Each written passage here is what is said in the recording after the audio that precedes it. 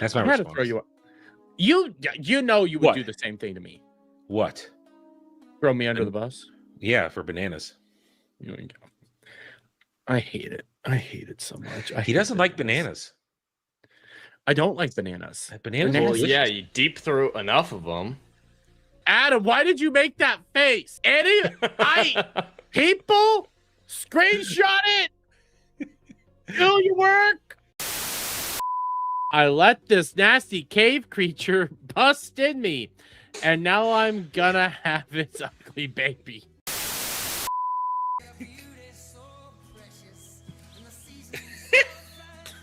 I hit tried. space bar. It's finished. Oh, there we go. My There you tranny go. banana. Bananas in the chats. Yeah.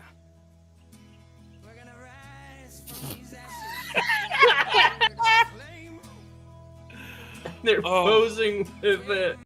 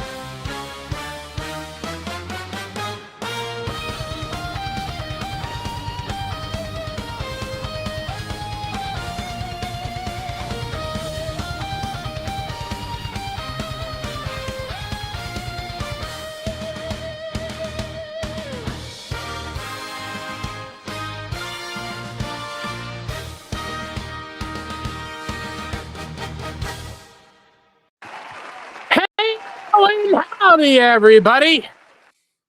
Welcome back to the Tryhards, where we're going to have an interesting night. I think we're going to have an interesting discussion. You know, Adam being the curmudgeon that he is, I'm going to poke his buttons a couple times, you know.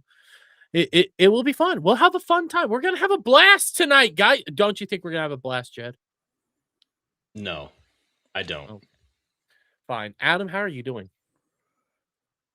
Oh, I'm just a curmudgeon. I don't like anything. No, I'm all right. Yeah, I'm Mr. Spending my day to day telling people truths they don't want to hear, and people not probably liking things I have to say. But other than that, you said something about that. You were having a 15-minute discussion that exploded. no, I intended to do a 15-minute rant, and it turned into an hour-long rant because it was a beautiful one. Yeah, Jet heard it, and I'm gonna have to watch it on the replay. This sounds like a beautiful rant. It was back and forth. You know, some people in the chat challenged me, and I pushed back, and I tested my arguments, and I think my arguments were still sound by the end of it. So, but let's just say it's things people don't want to hear, and I feel like I'm doing that more and more, and I don't know if people really like that, but I gotta be me. I mean, it'd be really easy if I just said, yeah, fuck this, fuck that all the time, but I don't. So. Listen, all I know for sure is Nintendo is king. Oh, God. See, he's doing that on purpose. He knows the buttons, yeah. All I'm gonna tell you guys is I was defending Nintendo before it was fucking cool. I liked the Switch 2 before it was fucking cool to say the Switch 2 was okay. It's still not cool. It's still not. My only thing is this. Let's not pretend Nintendo's some sort of Garden of Eden gaming that's been denied to people. It isn't. Fucking not. They're such sleaze bags, but I still love them. I mean, and let's not. I'm saying let's not pretend Nintendo is better at listening to their customer base than anybody else because they're worse. But there's Of but all- there's this sudden thing out there now that Nintendo is gaming Jesus for everybody in the wake of what's going on, and it's just ridiculous. And it's The only thing I can respect them for is they're honest in how much they're dicks. Like PlayStation and Xbox try to pretend that they're virtuous. Nintendo's just like, give us your money. All of it now. You know, honesty. they're not. I'm trying to think. They're of a good authentic. comparison. I'm trying to think of a good comparison. They're not gaming Jesus. They're decent people, but they're shit at the same time. So I'm trying to think of like a good, like what is a proper way to compare them, because they're not virtuous. no, in any way, shape, no. or The form. best way to say is They'll everybody's stab you to they will stab you to everybody's take a $4 villain. for your grandma. Everybody's a villain, including us. We're villains too. I made that case today. Nobody's a hero here. We're all villains, and all I ask for is honesty and no hypocrisy. But I know that's asking for a lot. So that was my day, and now getting ready for whatever we're going to do here tonight. So We're gonna have a fun one tonight. So there's that. But hey, Adam, I'm at least happy you're here, even though you hate legitimately everything out there. not everything. Almost everything. I hate you. No, that's fair. Anyways, Jed, how are you doing? Well, I had just about a similar day to Adam. It's official. The Odyssey stans have found my YouTube channel. God, they're not happy with me. As soon as they see criticism, they're like, you're just a white supremacist who hates the race swap. And it's like, I barely that's talk the about download. that. That's is the so download. low on my list of problems. They didn't listen to a goddamn word I said.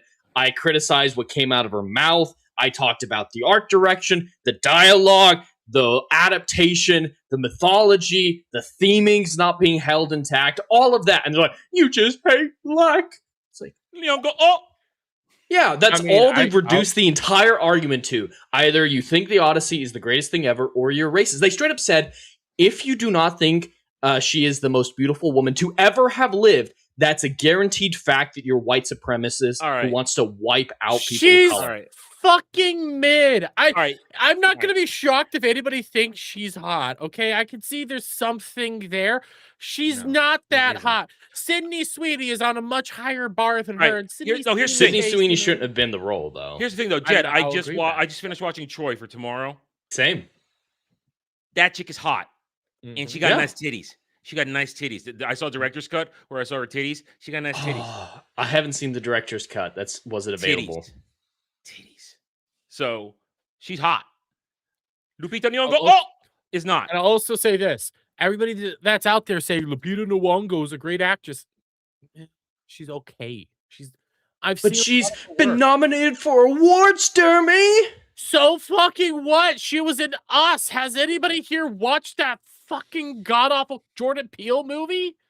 No. Nothing makes sense. It is legitimately bullshit. It's all about how she was a clone of some other fucking girl, and yet switched spots with her. Then the real version of her decided to lead a revolution of the clones to wrap their arms around the world. I'm not even fucking bullshit. Listen. I haven't seen that. I can tell you what the real plot of every Jordan Peele movie is. Get Whitey.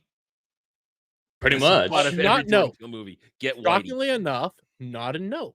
I did see that movie recently. Okay. I think it's his best work. But Is that's it not Nope high the one praise. about the filmmakers? Is that was one just still fuck Whitey anti-white then? people? I think it's just fuck No, Whitey. Nope was the one about the alien.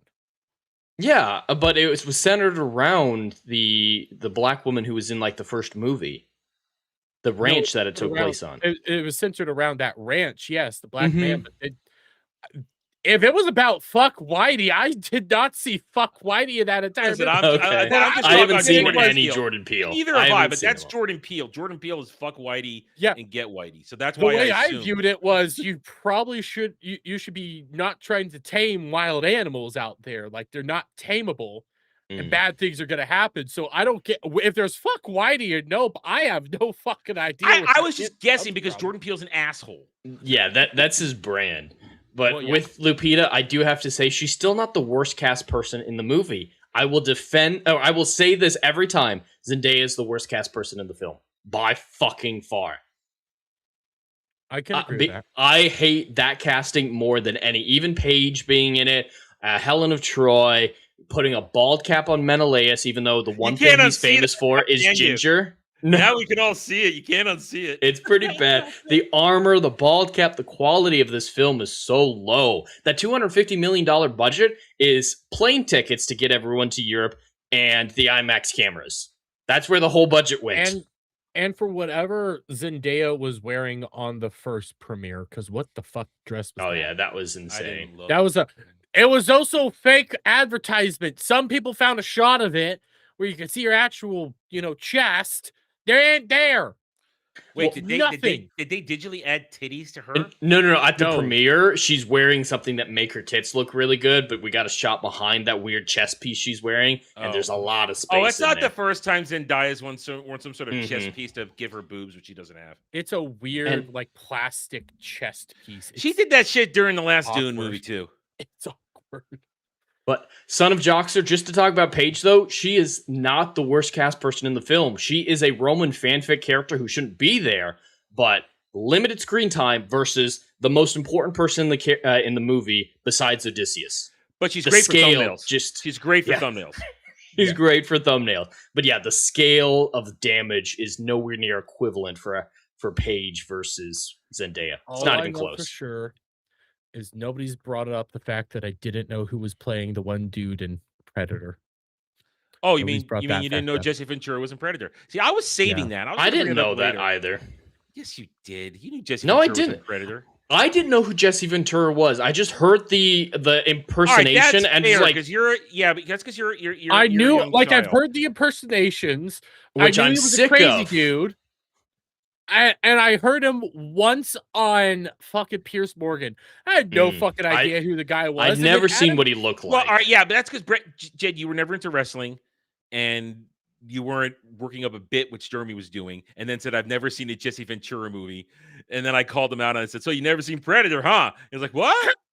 I didn't That's know when I it was found him. out. I was watching then too, and that's when I found out who he was. And now I'm like, man, he has the best line in that entire movie. Yeah, and Jed, we watched Running Man, original Running Man. He was in original Running Man. Okay. He I don't played the captain whatever. I forget the character's name. I kind of wanted to watch the original Running Man, mainly because that remake came out. People said it was mid, so I kind of want to see Jed the I liked like the original. I did like. I mean, not the original. I like the new one. Really? I like the remake. Yeah, it's dumb Okay. fun, but it was advertised as dumb fun, and so Okay. I had a great time with the action. The characters were fun. It's not some high piece of art, but the script had more intelligence in it than the Arnold one. The Arnold one was nonsense, fun nonsense, but pure nonsense. Well, yeah, it's 1980s action movie. It wasn't there Exactly. to make sense. So wasn't yeah, trying to the be new anything one else. makes more sense. I'm wanting to check it out. There was another movie that I've been wanting to check out. Obsession. I really want to check Obsession's out. Obsession. I haven't checked. incredible. Loved it. It's finally hitting streaming, so yeah, I'm Mhm. trying to find a way to go view that one. I'm gonna be busy the next couple of weeks, so yeah, I'm gonna have to get in what I can now. But let's say hello to the chat real quick because we have Son of Gallifrey coming in at the very beginning. Hoping we had a blessed day. And he's excited for tonight. At least somebody is. We have Bruce. I see Labatus. Shout out to you, buddy. Dash is in the chat. Shout out, buddy. Kino Hydra is here. He's watching me, not Kino Casino. What the hell? What the hell, man? We also got Ginger Norseman. We got Jeremy Hughes reviews. Who else do we have here? I see Hammond. Shout out. I heard you say Son of Joxer. Where's Son of Joxer? Oh, I meant Gallifrey. I'm sorry, Gallifrey. My brain immediately fried there. But we have that. But thank you guys. Before we go too far. We've already excuse gone me, too far. We've gone too far.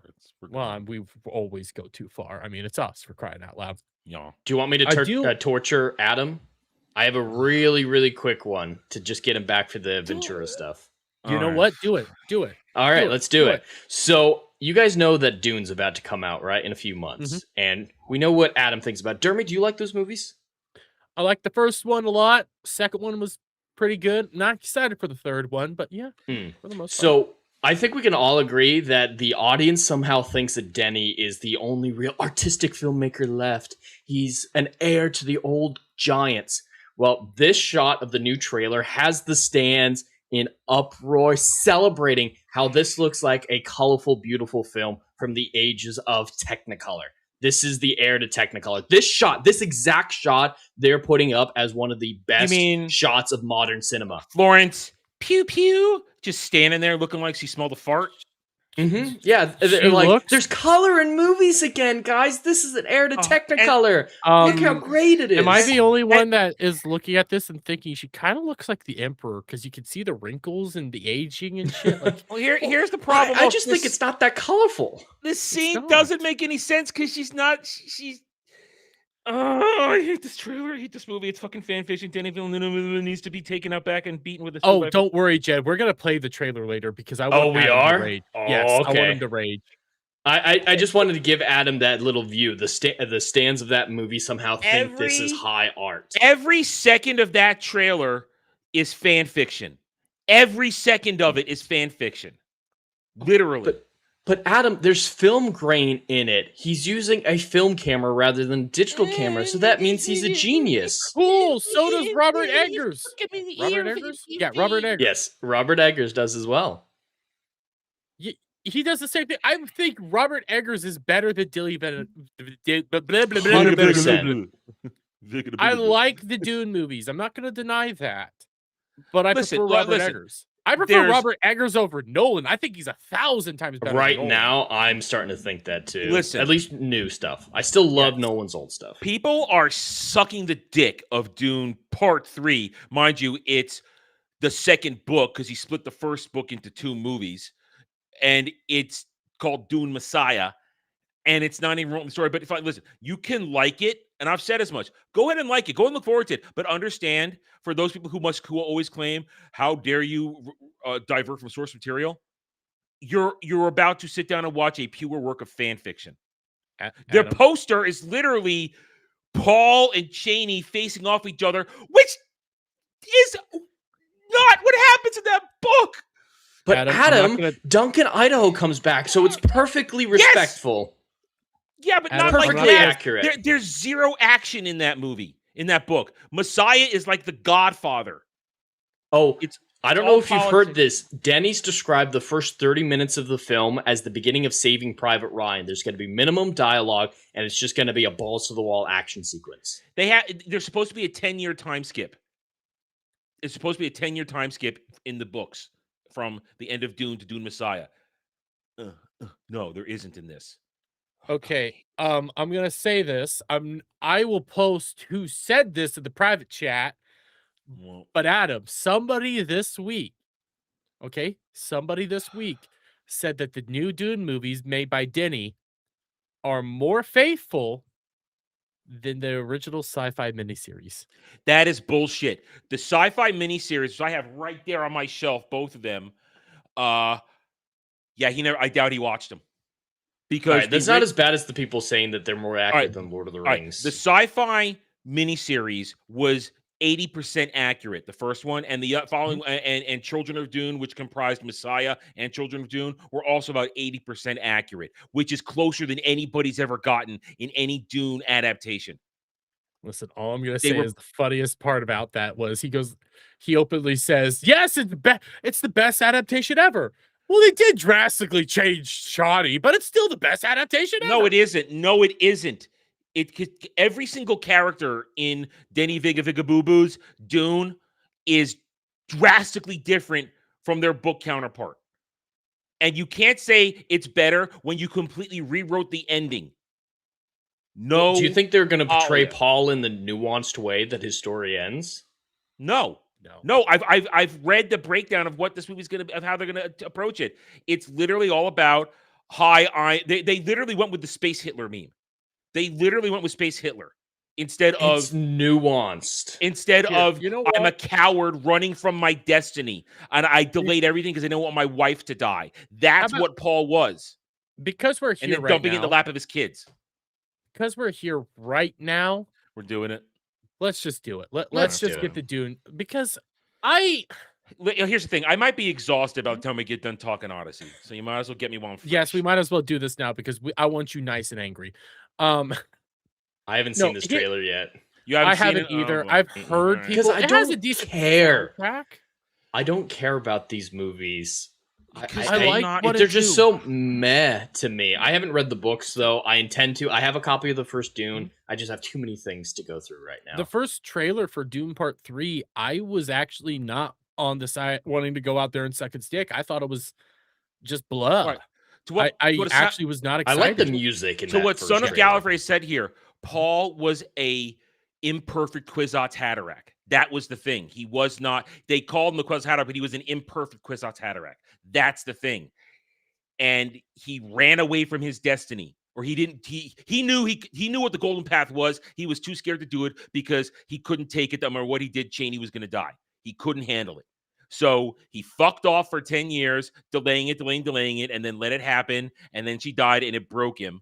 And he dumped it in the lap of his kids to finish. And then to his finish what son he started. became a fucking worm god. Well, I mean, all right. Leto the Second becoming the God Emperor. It's a process. You know, it didn't happen overnight. And now Leto didn't turn away from it at all. Leto the Second, he went, I'm gonna go all the fucking way. I'm gonna go all the fucking way. And no matter how much pain and suffering I put the entire universe through, trust me, in the end, you'll thank me for it. But I mean, because there's a reason his nickname was the Tyrant. That was Leto the You Second. know what? I think it was the Tyrant. Leto the Second sounds like a good person. I think I should back him. Dude, what he did, he shut down all space travel across the universe. He said, nobody gets to travel. You're all locked on your world. You don't get to go anywhere. Ha ha. Based. That's based. And then I like Leto the Second now. And then because of what he knew had to be, he cloned Duncan, Idaho over and over again for about 1,000 years. over and over and over again. I did hear about Does that one. start in Messiah? Yes. Okay, so he is the supposed to Duncan be Gola is the I knew first he Duncan eventually Gola. showed up. Yeah. Okay. Oh no, that is true. Duncan comes back, which is why when I thought they casted Jason Momoa, somebody had foresight of, hey, we're gonna go all the way. Might as well put a decent actor or a decent action hero into this stuff, but obviously not. When the first one came out, he said, I'm a fan of the book. A lot of people told me not to take the role of Duncan because he dies, right? But he knew the books enough to know where it was going and said, I want to play that character when we get there. So Yeah, I and think they're not Jason gonna let was him- familiar. They're not going to let him get there because they keep calling this the conclusion. They're done after this. They're not going to make it. No, Denny they wants to do move Messiah. on. They want to do, but HBO This and all is them, Messiah. they want to do. No, they're they doing want- that this shitty is- show. They're doing that shitty show that is Oh, crap. yeah.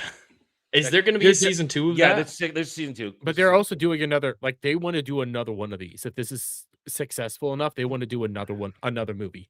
I mean, So they've they'd have already It's going to be that. more But here's the profitable problem. than Doomsday. because of but- what you're going to see in this trailer. They have set up all the pieces wrong. The pieces are not in place. You can't have Alia be an abomination if she didn't kill Baron Harkonnen. It doesn't work. Well, let's start this. We're gonna Fine. have to pause it a lot because I will get hit. Oh yeah.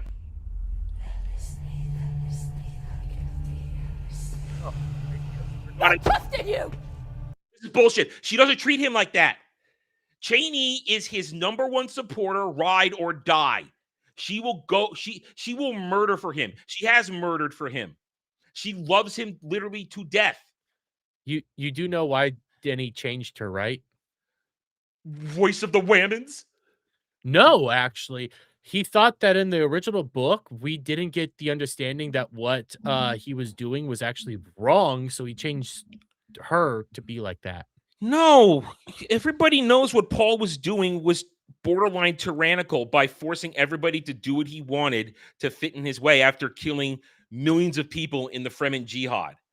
I mean, Shawnee is supposed to be the person that we understand. We have to resonate with Shawnee to know what he's doing is wrong no. and not No. rooting. Sorry, for I Paul. can't resonate with a board of wood. I'm sorry. A No, plank of wood you're- is not a Yeah. character to relate You are to. supposed to resonate with Paul because you're supposed to feel sorry for him because he knows what he's doing is wrong. That's the nuance. Paul knows he's doing it all wrong, but he's locked into a destiny he cannot escape because he's chosen to go in that direction. And he can't get around it. Listen, I'm all here for Space Hitler. And fuck Shalagay. Fuck Shalagay. He is a wimpy, pansy-ass little motherfucker who I could kick in the balls and toss off a building in allegedly. Oh, Not you real. couldn't do that. You couldn't do that, Adam. You'd have to find his balls.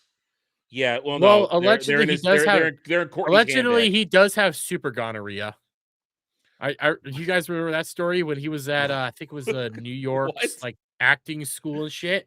He was very promiscuous and got a lot of people with a lot of like STDs Really? and shit like that. Yes, Man, yes, that he fucked. He a tells some lot. weird stories. He's a weird dude, man. he is a house husband though. He's what's that? He's kept, yeah. Yeah, he's a kept man from one of the Kardashian chicks. The behind the scenes of their relationship is sad. Like his soul is dying. He's the one that puts his head in her crook. She doesn't put her head on him. He puts his head on hers. He's a kept man. He's a himbo. He 100%. He is the little purse puppy. Yes. I'm just surprised that he's not into ballet. That big story with him a few months ago. That was the biggest surprise with him. Do you guys know the one story he tells about being on the Interstellar set, though? What?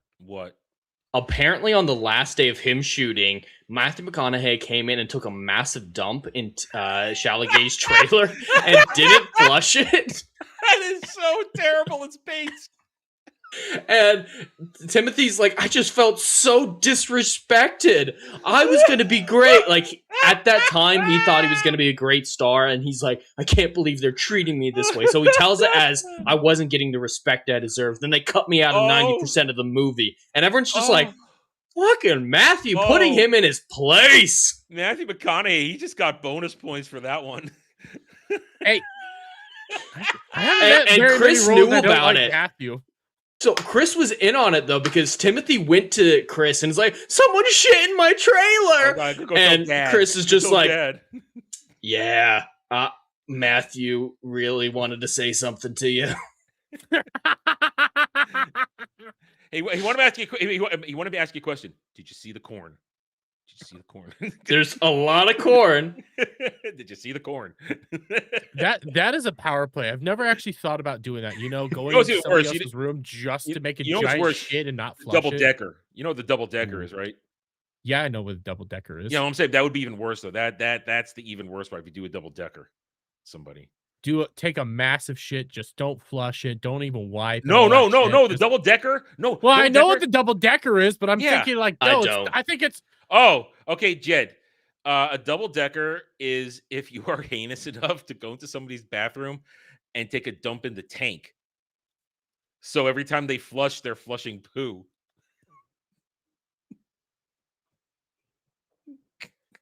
Yeah, that would do it. Yeah, it's retarded. It's retarded. But it's also freaking funny. So, anyways, let's keep moving forward with this. Oh, see, now I'm not going to laugh You anymore. promised me that you would never take power in your name. Shut up, you dumb bitch! Shut up! You stood by him when he was crowned emperor. You stood right by him. And you understood that he was going to have to take Irulan as his wife and you were going to be concubine. You shut the fuck up. You convinced me that this was your home. That I was your home. What is this shaving head? What is this blue scarf shaving the head bullshit? What do you know about me? I don't fucking know. What do you know about me? She knows everything about you. Yes. She knows your real name, your hidden name, Usul. Now she knows everything about you.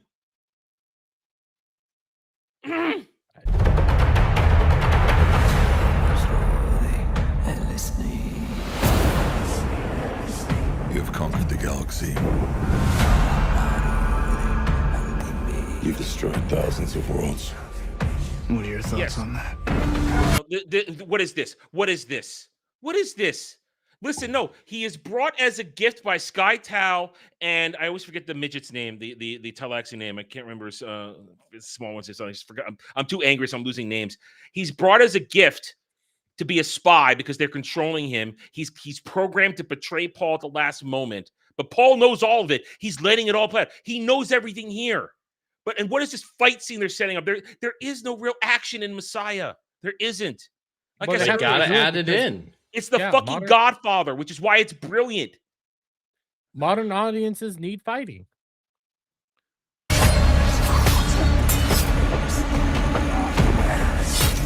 think make your way beyond redemption. This is what you don't know. Why are you here? To deliver a peace proposal. Adam? Peace proposal he's given as a gift because they wanted to insert him as a spy. There's no peace proposal. It is now. Because Peace is a Paul good thing. has unquestionable trust of Duncan, and they think it's going to be a weak spot. Because Paul needs Duncan in his life because of what he meant to him. And Paul is hoping that somewhere inside the Gola is Duncan, but up until that point, he's not Duncan. How are you feeling, Adam? How are you feeling? I want to take a double decker in your bathroom. That's how I'm feeling. You should check your heart rate, man. I think Heart you need rate's a fine. You sure? Fine. I'm fine. Are you okay, buddy? They don't even get Irulan right in this. Granted, Irulan, they gave her more to do in the other remakes, but it was a good choice because it was good to use her as a perspective. But still, for instance, Pew Pew has zero presence as Irulan here. Oh no, Oh shit! Sorry. What happened? Sorry, I had a fuck up. Anyways, give me 1 second. Okay, let's keep going forward. Why should I refuse?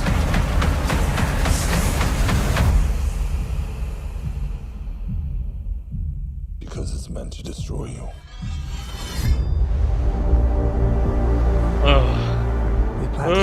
Now there is a line. Why is she covered in mud? There is a line I don't fucking know. in Dune where somebody says, "I finally saw the sea." A Fremen says, "I finally saw the sea, and it cured my need for war and jihad. And now all I want is peace, and that's why I'm cooperating with trying to bring the downfall of Emperor Paul Atreides, Emperor Muad'Dib." So that's Denny taking that and turning the whole scene where they all stand there going, "Oh my god, the sea." Even though Stilgar is already essentially Chancellor and running things in Arrakeen. He's not out there killing people anymore. But of course, you can't get Javier Bardem to actually have lines because he's Mr. Mumble Mumble in Spanish accent, Mumble Mumble. You can't understand what the fuck I'm saying. I'm Javier Bardem, a fucking piece of shit. Are you happy with my rage yet? Are you happy? Yes, I do Good. enjoy it. You intend to kill Paul? Regime change. Idiot. See, now here's You the just signed thing. our death warrants. Here's the thing. Irulan is actually in love with him. She's actually in love with Paul. But she knows he sees her as just a pawn piece. Because he refuses. Her whole part in this is that he refuses to have an heir with her. Because he wants to have with Cheney. But she's been poisoning Cheney for 10 years. Obviously, it hasn't been 10 years here. It's probably only been 2, the way they fucking do their timelines of this bullshit movies. But that's the whole thing. Cheney is supposed to be frustrated she can't get pregnant because Irulan's been poisoning her. She threatens to kill Irulan. Irulan says, "I'm sorry," because she's being told by Mohem, I can never pronounce her name correctly, by Reverend Mother Mohem, who's actually Jessica's mother, by the way, to make sure that an Atreides heir is born to her, but she refuses. So Cheney says, "I'm not going to kill you because Paul wouldn't like that, but now I'm going to go on a super Fremen fertility diet, which weakens her and ends up getting her killed in childbirth, and also ends up having 2 babies instead of 1. But still." And Robert Pattinson is Skytal. Are they going to probably do a fucking face dancer? I don't know. Fucking bullshit. And I don't really like. I don't like his look here. Here's the thing. He's been kind of proving himself as a decent actor recently. I have no problem with Robert Pattinson, but Skytal is not visible. He's hiding in plain sight. Face dancers are shapeshifters. He's hiding in plain sight the entire story. So him walking around with his actual face or whatever face is supposed to be is bullshit. Wait, hold on. So this character is supposed to be a shapeshifter, so in disguise at all time, not noticeable. That's the big thing. You're not supposed to notice him. Yeah. So they made him an albino in all his scenes. Yeah, okay. He's paired with a Tleilaxu called Bijaj. I remember his name. A Tleilaxu called Bijaj. And Bijaj he's the one that's in plain sight. He's a dwarf, Tleilaxu. So he's walking around the whole time, talking in rhymes. And Syktal is also there, but he's shapeshifted into the daughter of a former friend of Paul to insinuate himself into the household in secret. That's how he gets in there. He's not walking around Robert Pattinson sparkly vampire bullshit trying to get everybody's attention. Talking, we're here to do a conspiracy. We're going to murder him. But never my talks point to is, Irulan he's about not this supposed to be noticed, and then they designed his character to be the most noticeable person in every room. Yeah, just Yes. shave your eyebrows off. Pretty much, yes. I don't even know what this is. I found someone. What is she leading a fucking rebellion? She's supposed to be pregnant with twins. She might be. You know, modern Hollywood loves fighting pregnant women. Yeah, but they Yes. showed you those scenes where they're sort of together talking about naming the baby. What's it going to be, a boy or a girl? And they can't even get the names right. It's Ganima and Leto, not Ganana, whatever the fuck they pronounce it. It's Ganima and Leto. So, and they only thought, and the thing is, Paul, and this is one of the, as I said, the sci-fi ones were sort of correct. They didn't delve into it much. Paul didn't see twins. He only saw Ganima. He never saw Leto the second in his vision. So Leto was a surprise. He didn't know that was going to happen. But she's supposed to be pregnant, not running around planning a rebellion. Real quick. What is this? Frostfang with a $5. I know this is off topic, but JDA is mocking the romanticy Upsurge and what? Surge. Upsurge in books, but pretended to be a woman and made a smut novel to be above it all. You know, let's put a pin in that one. We can come back to that. Yeah. Yeah, We can come back to that eventually. You don't want my rage to lose steam. Let's keep going. Yes. The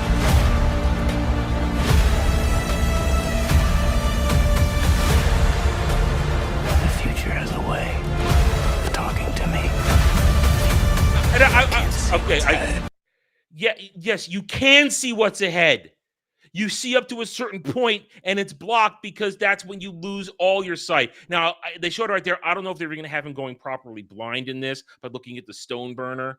So I don't know. And even if they do, it's all out of sync. Everything's out of order. Nothing makes sense in this trailer. Every ounce of it is not Messiah.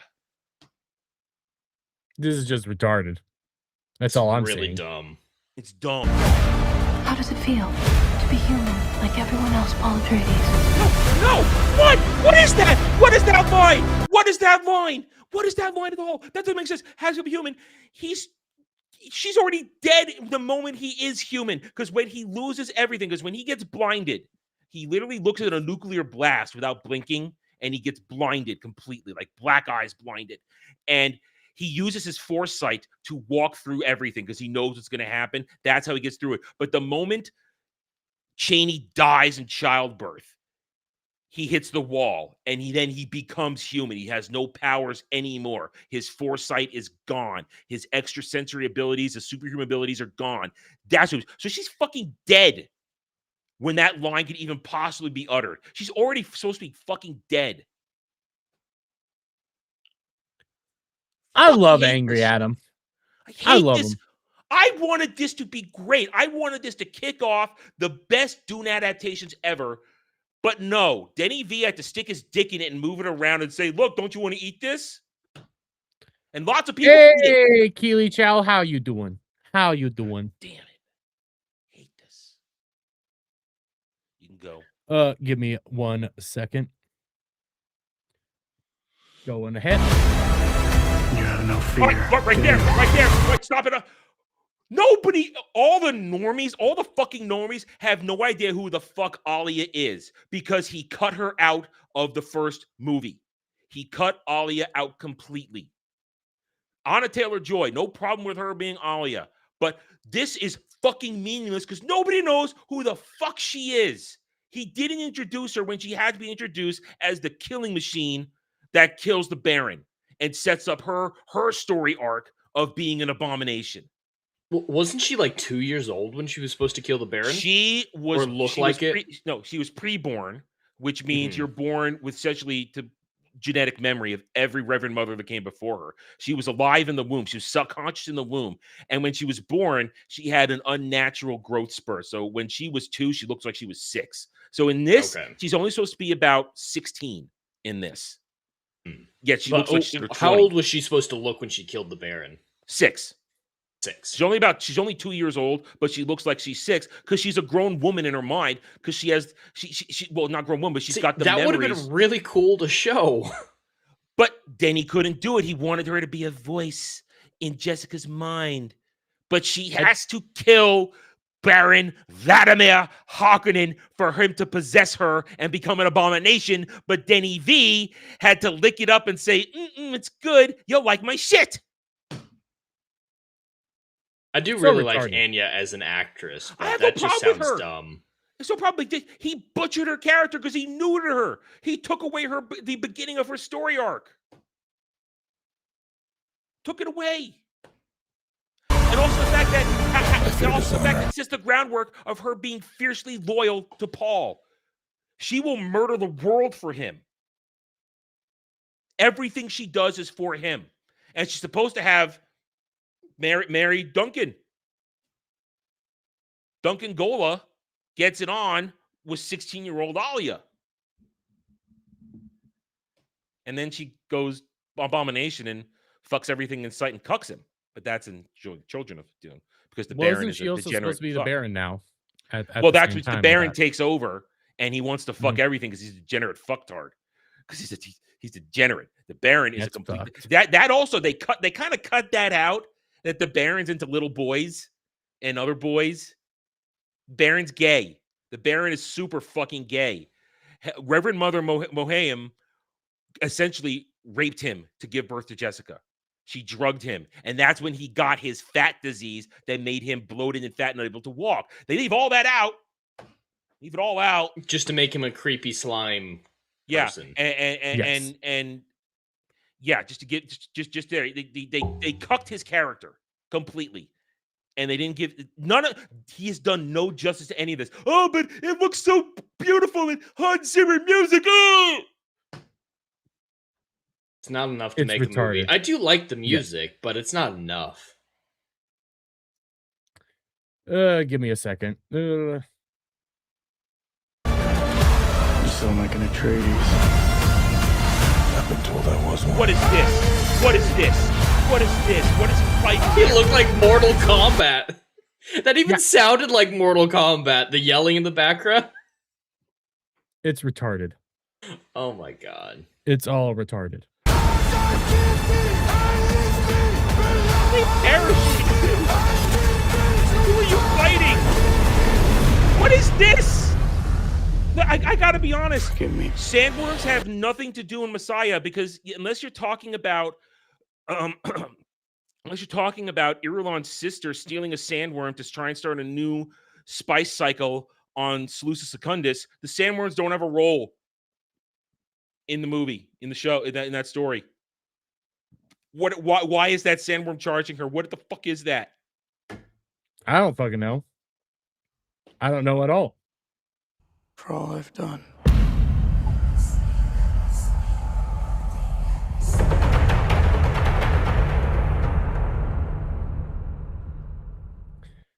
Well, I there's felt that. Nothing. I'm not like there's fun action sequences, yeah, but other than that, there's nothing. It looks insane. Nothing makes sense. Problem is, I can't unless you're somebody like Nerd Cookies who has enough of a. And this is not a shot at Nerd Cookies. This is respect to Nerd Cookies. Unless you're my Nerd Cookies who has so much of a foundation of undisputable knowledge on Dune, she can afford to push back on this and not get annihilated. Mm-hmm. When I pushed back on the first movie, I got annihilated in my first year of my channel. I got rid of those videos because I was getting annihilated so hard. Unless you're something like Nerd Cookies, Dune fans are aggressive. Unless you're Nerd Cookies and you can take it, you can't talk about this because they're gonna try and destroy you. So this is the extent of my reaction in this. I mean, I probably will eventually look at it just so I can really make myself angry and tell you why it's fucking terrible from experience. But I won't do a review on this. I don't want to watch this. This is something I have to. So I mean, you want to Stupid. just relax a little bit, Adam? Just a little. I'd have to be by myself to do that. So let's just. I move don't. on. I I don't was need to gonna know say that it sounds info. like a trap. I don't need that info. I was just gonna say I have a Halloween costume for you. I actually had this pulled up. What? The Road to the Listen, I Hut already Halloween fucking- costume. I've already got the fucking Jedi robe. That's my Halloween costume forever now. Thanks to Kel. I don't need anything else. You don't want the Road. What the With the fuck? little nipple hands. Yeah, nipple hands. Look at them, little nipples. I don't want to look at them. Well, Jeremy, did you see the other costumes too? No, I did not see the other costumes. Oh, I got 2 other ones. So Adam's What- gonna what have else? his pick. This one looking good. That one feeling Do better than Rhoda. do I have a kick me sign on me tonight that I just can't see? All right. Maybe you want to cosplay as a family member. You have this one too. Yeah, well, we'd have to do it without a hand because I already cut a hand off. Got it over here. It's right over here. You want to see it? I get the hand's right over here. Keep it right Yeah, here. show You the want- trophy. All right, fine. You want to see the trophy here? Yeah, I want to see the trophy. Okay, maximize. Let's see the trophy. Here it is. Ew, that's blood. Here's trophy. What the fuck did you do to this thing? I cut it off with the scissors. Why? Because the chat couldn't save him from summer camp. That's why. And it squirted on him afterwards. It bled on me when I did it. Weird juice came out of it. What the fuck? Listen, I'm gonna keep What? the parts. Listen, he's got another 9 months of summer camp ahead of him. The next hand, then the arms, then the ears, then the eyes, then the disembowelment, and then decapitation. They could stop this. They just have to give me a total of $500 every month in tiers. They I can feel stop like this anytime has they been want. designed specifically to get Adam what he wants. I think so too. I legitimately think this has been designed specifically to support Adam, which is smart. But It's at a the same win-win time, for your chat- him. yeah, but the chat's How's gonna it win-win want for to me? watch- They're not giving me any money. Exactly. No. If you get the money, Yeah. great. You have $500. If you don't get the money, you get to Oh. torture the little green bastard. It's a Okay, I see win-win what for you're saying. you. Yeah, I see what you're saying. Yeah, win-win, wins across the board. Yeah. Anyways, let's start the big discussion though. You guys ready Do for we this? have to? We might as well because it's going to take up probably the rest of the stream. All right, let's do a weird and wild first. Then I got Okay. one. Okay. So we all know that eventually sex bots are going to be a thing. They're going to Yes. be. But did you know they're going to come from China? China unveils humanoid robot to combat loneliness. Chinese Where robotics else were company they gonna come unveiled from? Japan. I thought we were going to go to Japan first. That's right, because Japan would care. Japan would care about actual, making it comfortable. But I think the Chinese just want to hurt you. I don't know. Chinese robotics company unveiled what it said is the world's first hyper-realistic humanoid robot built for mass production, marking the AI-powered machine as a lifelong companion for single adults and senior citizens. Shenzhen-based UBT Tech reported to use its new U1 humanoid robot, which is equipped with emotional artificial intelligence and camera-equipped eyes that could detect when its owner appears to be stressed or tired. Yeah, so it's going to offer male and female versions. Let's see. Do they show it up here? Let me see if they show it. Did they show it here? No, they don't. They don't actually show it here. I thought that was going to be, they could show us a picture of it, but no actual picture. But how do you like that? Spend essentially $17,000 to $145,000, depending on the model. Our bionic robots can accompany you for a lifetime. Michael Tam, head of UBT Tech's UW World brand, said during the product launch, according to The Independent. It will never betray you until it murders you one night in cold blood. Yes, it's going to kill you. It's Or- going to be or- Megan. Or Or May 3 Gan. or the pleasure kills you at the same time. You're just fucking it, and it kills you while you're fucking it, because It could go Detroit becoming human, though. It could. but not likely. It'll never betray you. Will always be loyal to you, and will love you unconditionally. And how much you want to bet there are furry costumes for it? How much you want to bet? Oh, there's there's going to gotta be be. furries. Yeah, There's yeah. going to be some crazy furries. UB Tech said that the U1 has already attracted more than 13,000 pre-orders. See, I wonder about that because Who the fuck in China actually has money for this shit? 90% of that population's fucking poor. They're fucking villagers. It depends on if they're offering it worldwide, but I guess worldwide. Okay, all right. And worldwide, Adam, you probably believe how many people tell me that China's actually a financial utopia right now. So maybe they're I've right. been there. It isn't. It's not. It's disgusting. It's horrible. Ugh. So more than 30% pre-orders targeting what the company described as China's colossal market of single elderly people. So it's just the old people who they've tried to kill many times. So this is their new way to take care of them. Create robots to take care of the old people. The unveiling comes as Beijing pushes to make humanoid robotics a key driver for future economic growth. China has designated the sector as one of its 10 strategic industries for 2026-30 period, with officials seeking to expand the use of robots beyond factories into broader everyday applications. Jeremy, how about those robot cops? You ready for the robot cop? Robot cop? Sure. Yeah. Sure. Okay. Sure. Let's I'm see. not RoboCop, but like these things who will unconditionally find you guilty no matter what you do, as opposed to unconditional love, unconditional guilt. So yeah, that's basically it. So how do you guys feel about this? Chinese humanoid robots to combat loneliness. I'll wait for the It reviews. sounds retarded. Listen, what if they came in Tifa size? China doesn't respect copyright law. Yeah, they don't. This is not even that anymore. Let's pause that. This is a little fucked up. It's kind of fucked Now, up. are they anatomically correct? We just know they're male and female. I would How helpful are they? Are they just virtual companions with bodies? Like it's just it's not fuckable. It's there for the elderly, so I'm assuming they're creating them to take care of the elderly, i.e., not take care of them. So they let them wither away. Yeah. Listen, China wants to get rid of its elderly population really, really quickly, and their girls. Yeah. Anyway, this helps finish that off. All right, so that's my weird shit. That's my weird shit. That's it. I found that really strange. And it was really strange. I mean, listen. If it's 50 years from now and the sex bots, fine. The AI overlords, if that's how the AI overlords are going to control me, then I have no choice. But I'm not willingly... The Matrix with orgies? I'm not willingly going to let a Chinese sex bot into my house. Not doing that. No, that's a murder bot in disguise. Okay? Yes. It's a murder bot. All right. It's retarded. That's what I got. Okay. Give me a second again. Sorry. Oh, silence. Quiet. Yes, silence. The silence pervades. The silence pervades. Anyways, okay, let's get into the main topic, shall we? Okay. Because this is probably Please tell me it's Assassin's Creed. No, it's not Assassin's Creed. Obviously, it's not Assassin's Creed. Oh, but we got this at least, yo. Hey, you know what? That's a good way to start.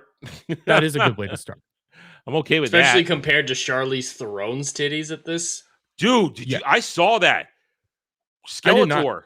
Why did they get her to play Skeletor? She looks worse than Ariana Grande did on Wicked 2's press tour. Yeah.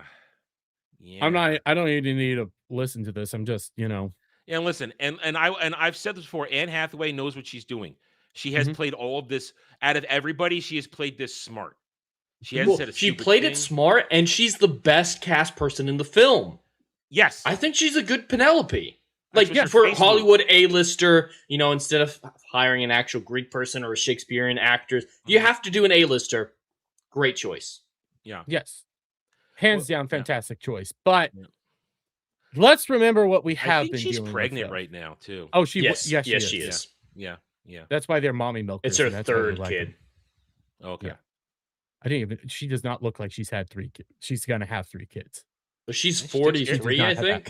She's 13 years older than Tom Holland, and people were saying, wow, I don't hear the historical inaccuracy people being bothered by that. And everyone just responded, that's actually the most historically accurate part of the film. Yeah. Penelope would have been knocked up at 14. Yeah. And she's Makes sense. it's been 20 years since Telemachus was born, roughly. So, yeah, her being in her late 30s, early 40s makes sense. Some people were saying that she's way too old to play the role. It's like, near 40, looks great for her age. Shut the fuck up. Yeah, shut up. But we also had people like this, which I apparently heard you this play lady's playing this morning. Cersei.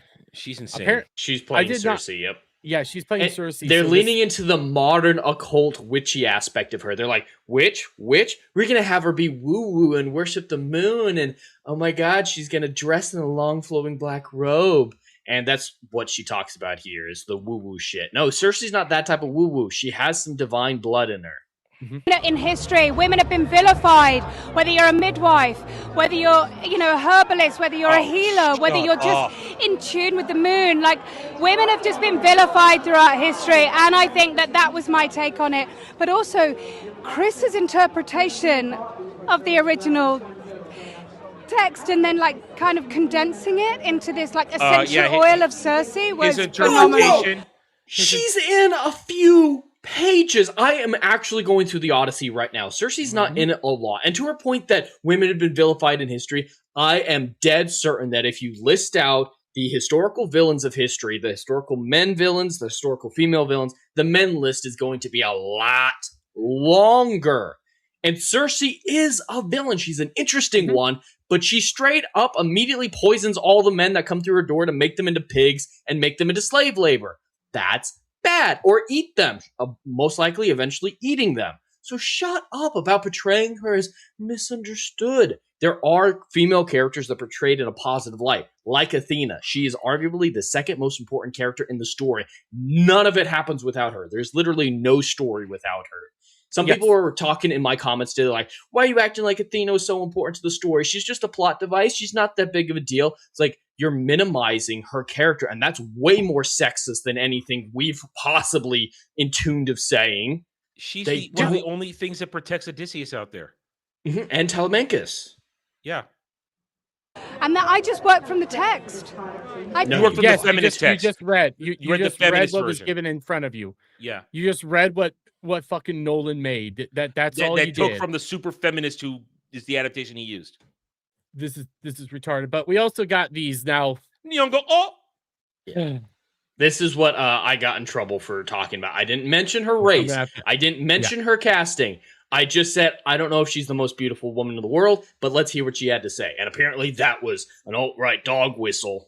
She isn't that attractive. That's a thing. There is now a sect of people out there who probably don't give a fuck about the Odyssey or anything Homer ever created. They're turning this into a political wedge. And it's silly and insane to watch. Yes, it is. It's so disrespectful to the original text. And then other people are like, it's just an IP. It's no different or better than Marvel. Why do you care? Odyssey is one of the most foundational pieces of literature for Western civilization.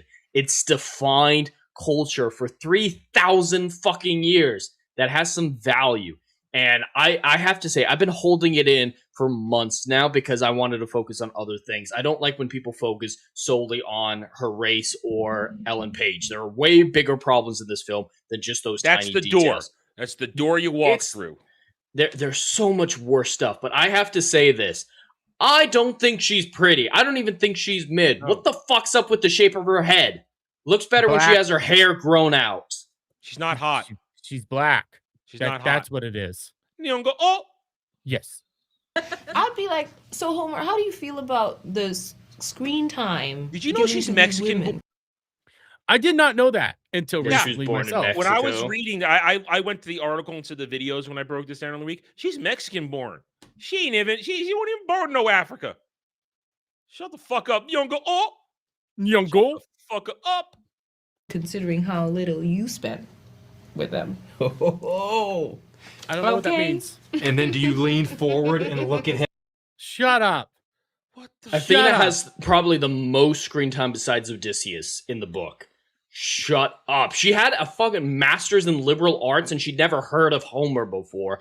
I am certain she didn't read it once she got the role. She just assumed old, so it probably sexes. Or if she did read the original, she saw oh, Helen not in it much, therefore it's sexist. Helen's not that important of a role in the Odyssey. She's there to be shown as a broken woman after everything that happened in her name. She is a victim, though, because of the love spell. It's basically a love spell from my perspective, what Aphrodite did to her in Paris. So there is an interesting thing to show there, but she's the repercussions of the war. She's not a character that's moves things along. It's just deranged, in my opinion. Like Helen in Odyssey, she's like there for a little bit. She's not even there like She's practically at there all. She's while they're there eating and then dinner. gone. She's there while they're eating dinner in Sparta, and Yes. that's it. And Telemachus looks at her and notes it while Menelaus is giving some speeches, and then that's it. I think she says a little bit, but There's not a comment there, like when she's addressed, but she's not a character that matters anymore. No, not at all. Yeah, but she's also Clemenstra playing- arguably has more influence on the story, though. She shouldn't be twins, though, for two reasons. One, what's the point of having the hottest woman in the world, or at least perceived to be, when you literally have a spare at home? It doesn't make sense, especially with the whole golden apple situation. If there's literally a duplicate, the golden apple doesn't make sense. But on the other side of things, they're half sisters because you have to believe, at least in the time of the world, whether or not the gods are real in this story for the most part, that Helen is the daughter of Zeus. That aspect's important. If they look exactly the same, no one's going to believe that they're have different daddies. It does, but Clemenstra, absolutely, she fuels the death of Agamemnon. It's not just that. It is actually like disrespectful what they're doing. I brought it up last night on Chatterday. They'll go out of their way to outright do some of the most retarded shit and openly like demean and everything. If you ever say something like, hey, I think, Black Panther could be white or some shit like this, like they lose their mind over that. But then when it comes to your shit, they have no problem changing that. And It's putting her in only there. cultural appropriation when it happens to them. Yes. Yep. They don't I mean, care. I also used it. I also used Genshin Impact as an example. When they lost their proverbial mind over fake characters being partially named after African deities. They weren't black, but they lost their proverbial minds over that shit. They had to do that. But Well, it's like John Leguizamo, who's like, oh, Luigi was race swapped one time. They must be race swapped forever and ever, or that's racist. God, he's one of the most insufferable people out there. But the other thing I didn't mention, did she forget that Homer was fucking blind? Yeah. she doesn't She know shouldn't even him. know. She shouldn't even fucking know. She doesn't know shit. Like none of these people know it. Again, she didn't know what the Iliad was or the Odyssey until she was asked to do this role. She And knew who's this guy on nothing. the left? Isn't that just one of He's Odysseus' playing main Agamemnon. soldiers? Isn't he playing Agamemnon, or is that not? No, that it's a happening? different gay Yeah, Mexican okay. playing Agamemnon. No, it's actually a gay Mexican. I'm not being mean. It's literally a gay Mexican, I think. I think this Indian dude is playing one of Odysseus' soldiers. I didn't know if he's he got a was his very love diverse child. crew. Very diverse crew. This movie is extremely diverse. Yeah, but you know what? Nolan For has a an explanation Grecian for myth. that. Nolan has an explanation for that. But modern deisms and it's mythos and it's fanciful and No, all criticism is irrelevant to him. Yeah, Period. Yeah. because he got criticized for the Batman. I mean, because I'm bringing it up. Sorry, essentially because he feels like you need to. Where's the line here? Because I wouldn't have said no. That's the dialogue part. Sorry, I had the wrong. The dialogue part is important. Yeah, that's where I wanted to. Stylistically, I feel people look back at the Romantic era and art, and a lot of the paintings where people aren't wearing very much. They've all got bed sheet wrapped around them or whatever it is, and a lot of classical architecture, even though that wasn't the architecture of the Mycenaean period. We went back to what's in the archaeology, and what does that tell us? And what gaps does that leave? What do we know about Homer's time? How were things portrayed, or was possible portrayals of that? And looking, he basically None of making this shit looks like Homer's time. He's making shit No, up. they didn't have fucking pants. And there's pants in the entire film. Yeah, really dedicated to accuracy. You just wanted to use that as an excuse to do whatever you want. These are supposed to be kings and shit. They would have like colorful robes and all that stuff as well. They would have colors. It's a colorful zero era. colors. What we'll say about it tomorrow night when we talk about Troy. Everything looks great. in that movie. And by the way, Rodimus Supreme just sent 10 happy jewels with a happy poop. Happy poop. Don't know how to pull that up on Happy stream, poop. but Happy he's poop. thank you. But yeah, We- as when- much as Troy has problems, it has a great balance on what people expect ancient Greece to look like and historical accuracy. There's some of both in there. Yeah. Yes. Mind you, we're gonna Read- shit all over that movie tomorrow. Oh God, yeah. the we are. Iliad and the Odyssey, very little time is spent in the perspective of the women. Right. Because Right? It's very it's not their story. It's The a Iliad It's a is- father-son story, and The then Iliad Achilles. Yeah. is about Achilles, or at least that section of the Trojan War surrounding Achilles and people next to him. And the Odyssey's about Odysseus and Telemachus. That's who it's about. You tell a story from the perspective of the protagonists. Yes. That's how it works. I You don't dumb know. fucking cow. It's like making a Barbie movie from the perspective of Ken. I mean, I could go for that. You know, Ken was the best character in that whole movie. But even though it's a not the shit point of movie. the IP. The point of the Yes. IP is Barbie. The Well, point it's of like the Odyssey is Odysseus. I doubt she knows that it's named after him. Well, it's like making Batman and putting Batgirl as the main character or anything like that. It's like making a Superman cartoon and putting Gorilla Grodd in it. Wait, the DCU is doing all of that. Yeah. It's like making another crypto show. All that's See, happening. Now, I just wish Nolan would have had the balls to do what Troy did in one aspect. At least admit, Nolan wants to ground things, right? That's his whole thing. He tries to make things realistic. That's his interpretation of Batman. If he had just said, I'm trying to make a historically real version of the Odyssey, not historically accurate, but like a demythology one, and it's going to be my reimagining of the myth in this lens, and call it something else. If he just said that simple phrase and renamed it, I probably wouldn't like the movie, but I'd forgive everything. It's like, yeah, this is a reimagining. It's not an adaptation. He should have it's a just done a reimagining. modern day version of it in the real world. Yeah, And I wouldn't totally give a fine. shit. I wouldn't give a shit, but you know what? I also don't think anybody would care. People would go see it. There'd be no problems with. You could have Black Helen all you want then, because it's Yeah, current absolutely. day. You could get away with all of it. I've actually been thinking about. I'd love to see a great space opera version of the Odyssey. well, they Just had balls to the wall, space fantasy, not scientifically accurate at all. They had a cartoon version of that years ago. Really? I don't remember what it was named though. Yeah, I something don't like that, or remember what they were reimagining, named. or like how 10 Things I Hate About You is a reimagining of Taming of the Taming. Shrew. If he had done that, I've got zero problems with that, any of this in the film. Absolutely none. I still might not enjoy it because of the writing aspect, but Yeah. I'm not infuriated by it. I want to know. You know what? I'm having just watched Troy. I want to know how they made that horse like that with the materials on hand. It's out of bronze and it's balancing on its hind legs. Yeah, and how they getting Doesn't out of make there? sense. Because there has to be at least 20 dudes in there. Oh yeah, they're gonna climb out the penis hole just like the popcorn bucket. And I'm not getting that popcorn bucket. It's a cool design. I'm not gonna lie, but I'm not getting You've it. seen how big it is, right? I think I showed you, didn't I? It's I like don't this think you big. showed me. It's like this big. It's Fuck no. really big. It's this fucking Fuck big. no. Yeah, It's got to be That big big. enough to fit enough popcorn in it to warrant it. yeah. That is ridiculous. That's gonna huge. be hundreds It's of dollars. it's like 2-3 feet long. No. That's Where the fuck are you gonna put that it's told thing? from a very masculine side of things, Right. but this So? film takes takes time to really consider things from the female perspective. There's don't not want enough that. time.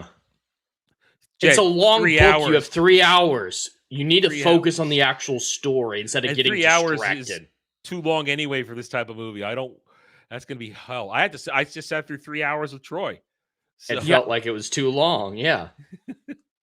We see in Helen and Clytemnestra how this war has affected them both. Clytemnestra. And they respond to it very differently because the Clydesdale and experience Nestra. of it is very different. And so for me, that was very enriching to take the time shut to the kind of fuck up. I'm already over what it is that she's saying, but we got one more. We got one last one to deal with her. Okay, we got one last one on the red carpet.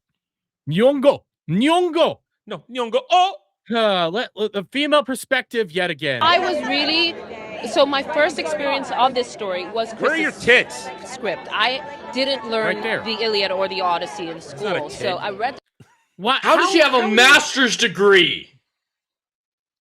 I don't think I ever read the Iliad in high school. Okay, I'll say that we did the Odyssey though. I did the Odyssey in high school, and I did the Iliad in college. Which is common, yeah. How does she have a We master's dive degree and she deep didn't into know the what Odyssey. Homer was? Because she's retarded. She's absolutely retarded. Half these people are retarded. The script and then went to the poems to read them as well. And what struck me about Chris's script is how much time we spend in this female perspective, which puts everything in perspective. You know, I have a theory. T'Challa offed himself so he didn't have to appear in a movie next to her and then in Black Panther 2. Would not shock me. She's not that good of an actress either. Everybody No. keeps coming out What here is- and saying that she's a Yeah. fantastic actress. She's not. She's No. really middling. Mid. Yeah, she's not that great. Yeah. Like again, talked about Us. I don't remember if it was before stream or here. Us is not that good of a movie, but that's what she's one of her most famous roles is in Us. I highlight that one there. Master's degree in slave mentality. That's a good one. That's a good one. I'm gonna steal that. That is a good one. That is a fantastic one. But I'm becoming more and more convinced that they're doing the. Is it Emily Baker? I could get it. Emily I kept that Wilson. bookmark. I got Emily the bookmark. Wilson. I kept that one. You want to get that? Get that real quick. I'm Yeah. convinced Emily I kept Wilson that. is because listen, I know. Wait, that's not what I wanted to do there. I know that we have excuse me. I know that we have Nolan creating his own original version of this, his own original scripts, all that He stuff. also wrote the rap song too. Did you know that? He wrote the Learned rap that. song. I learned that one. He wrote the rap. How Nolan can is he a rapper. pretend that historical accuracy was important to him when he does shit like that? Who wants a fucking rap song in the Odyssey? Here we go. Got it. Yeah, here we go. I just don't get that. But at the same time, I think he took more inspiration from this than anything else. Oh, Yeah. 100%. Yeah. Christopher Nolan shows Wilson's 2017 translation of Odyssey, one of the worst translations with a clear feminist woke agenda and a strong emphasis on the woman in the Greek poem. Emily chose the Ladies in Blue for her cover. Minoan. Minoan fresco Mhm. that has nothing to do with Odyssey. That's what that artwork on the cover is. And Minoan art is from a different part of the country. It's completely unrelated to the story. Most likely is from much later on. It's a bizarre choice when you have actual artwork of the Odyssey. Bountiful options for it. It just doesn't make sense. This is an abomination. This translation is vile because it's a fucking poem. Use some good language. Use some beautiful language. It's supposed to inspire the heart as much as it is the mind. And Robert Fangels is my favorite adaptation of it. Right now, I'm re-listening to the Odyssey. It's the first time I've listened to it with Ian McKellen reading the Robert Fangels version. A real Shakespearean actor doing that poetry. It's beautiful. It matters.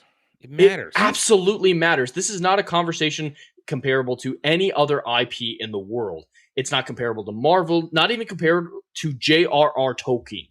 This is in a different league on its own, and people degrading it to the level of, oh, it's just the same as if we adapted, I don't know, Aragon. It's just modern. Like, it doesn't matter. It's like our culture is literally the shape it is now because of ancient Greek society. All right. And here it is. Share my screen again, just because we're talking about the language. This is Nolan's explanation for why he did this. In an interview with LA Times, Nolan said he wanted to find language that has emotional, not intellectual meaning to people. And so went for contemporary dialogue rather than artificially elevated speech. Jed, tomorrow when we talk about this, when we talk about Troy, one of the things that is positive about Troy is the script is very good. The narrative sucks, but the dialogue is excellent. Dialogue feels good. Performed by excellent actors. Absolutely. fantastic actors across the board in Troy. I Mhm. I Oh, do like that it's an movie. I need to watch outstanding it again. cast. And they can perform that dialogue, because that's the point of having Shakespearean, for lack of a better term, dialogue in an adaptation like this isn't to try to pretend that they'd be speaking Shakespearean English and not ancient Greece. No one's actually making that argument. Tom Holland. No, the point is to make it feel grand. It's to make it feel old. It's for immersion's sake. Because Homer, when he wrote the Odyssey, or transcribed it, the events of the Odyssey were several hundred years before he was born. And so, what's several hundred years before we were born? That's about the time of Shakespeare. So it's a modern analog to show that antiquitous feeling, to make it feel like it's a world apart from our own, a distant part of our past. Because the moment that we hear modern day dialogue, we see modern day clothes, immersion breaks. It doesn't feel like this epic from the past. It looks like a bunch of people cosplaying in Central Park. The language matters. And for just taking father and dad, comparing them, daddy and father, it's a sign of respect. That era, they respected their elders so much. They respected the gods so much. Defy the Gods doesn't make any sense. As an aside, that is the worst part of the marketing, and the trailer supports it. The film's going to be about Odysseus defying the gods. I don't know if you guys remember how That's an Achilles Ajax storyline. Yeah. I don't know if you guys remember how Ajax the Lesser died in the Odyssey. I actually looked it up today. I looked it up. I don't remember. So Ajax the Lesser, on his way, so when the Trojan horse happened, right? He took a young girl and, let's say, took her maidenhood in the temple of Athena forcefully. We'll say it that way. And Athena was pissed about that, so she sent a storm to destroy him on his way home back to Greece. And he was the only survivor of his ship. He somehow clung to a jagged rock on his own in the sea. And once he had survived, he's clinging to this rock. He goes, "Ha! Not even the gods can destroy me." And Zeus, who's not connected to this, heard that and got pissed off. He's like, "You will not disrespect the gods." So he sent Poseidon to literally blow him up. That's what happens to a side character in the Odyssey. They're constantly talking about respect, respect, respect. You respect the gods, you respect your elders, you respect your hosts and your guests. Zeus's law. Zeus's law. But it's all about respect. The suitors are villains because they're not respecting Odysseus and his household. Whenever Odysseus's crew is set back, it's because one of them was disrespectful or unwise. That's a defining trait of it. And dad just doesn't feel like a respectful term that matches the era. Home. My daddy, it doesn't make sense. I could buy, if we're going modern dialogue, I could buy Antinous saying dad because he's trying to be disrespectful. You could have an argument for that, at least from the respect angle. But yeah, it's important that it feel old for immersion's sake. And he talks about, suspension of disbelief will solve all these problems. No one literally was talking about that. It's like, yeah, I don't care what the critics think. Suspension of disbelief is the thing. Yeah, No, but when you abuse your dialogue it, breaks my suspension of disbelief. he's abusing It's it. it's not just that. He also constantly talks about being accurate, trying to be accurate to all this stuff. Going back to Homer's time and have the accurate architecture and armory and everything like that. Even though this is, again, 100 years prior to Homer. And once again, you want to talk about suspension of disbelief.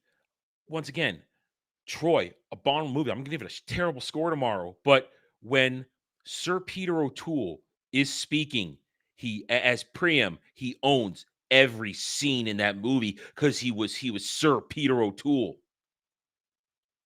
Yeah. I was gonna play this because this is at least an example of there were some good. I mean, listen, Pattinson, Zendaya, and Hathaway, they're pros. They know what they're doing. They know how to not take. For all the ills you speak about Zendaya, she knows how to not tank a movie. She knows how to. She knows how to play the press game. It's gonna be terrible, but she knows how to play the press game. Deadline posted Zendaya's comments on the red on the blue carpet, I guess, at the premiere and everything. And then they took it down because it wasn't getting them traction because she said some dumb shit, but it's more like I couldn't understand what it is what you were saying. That's about it. It was not rude. It wasn't crude. It wasn't any of that stuff. It was just gobbledygook. Yeah, and these they know what they're doing. It's these activists, these fucking activists that have to say this shit because they've been programmed to do this. They can't get away from it. And then you got Robert Pattinson here. Like Jacob in Twilight. There's It's someone like- for everyone. I do like that microphone. What the Odyssey is about, Penelope just can't make her mind up between the two guys, and I'm just trying to like help her make a decision. And you're just All right, he's having fun with it and owning up to his most infamous character. Yes. Yeah. And he's fairly right. Antinous is just trying to woo Penelope. Yeah, but he's accurate in his joking. Yeah, but he's having fun with it, and this is harmless. And this is once again, this is understanding his own memes, and good for him. Lean into it. This is Robert Pattinson being Robert Pattinson. I remember even during the Batman, he was out there constantly talking about, like, I play video games. One of my favorite video games was Final Fantasy. I think it was Final Fantasy VII. I could be wrong. I don't remember those. Which we do need to talk about.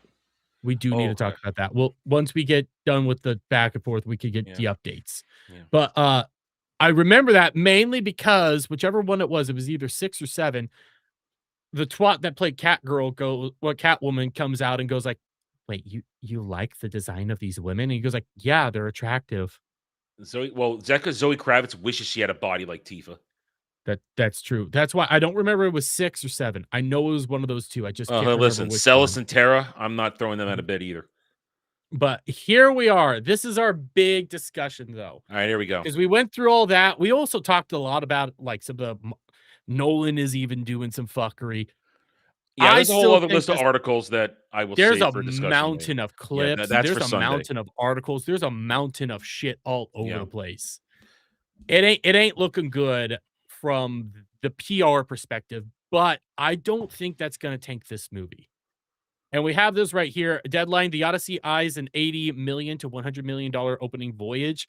There's some that are saying $120 million opening weekend. I don't know how accurate that is, but that's being a little out there. It is already on track to outpace even Oppenheimer.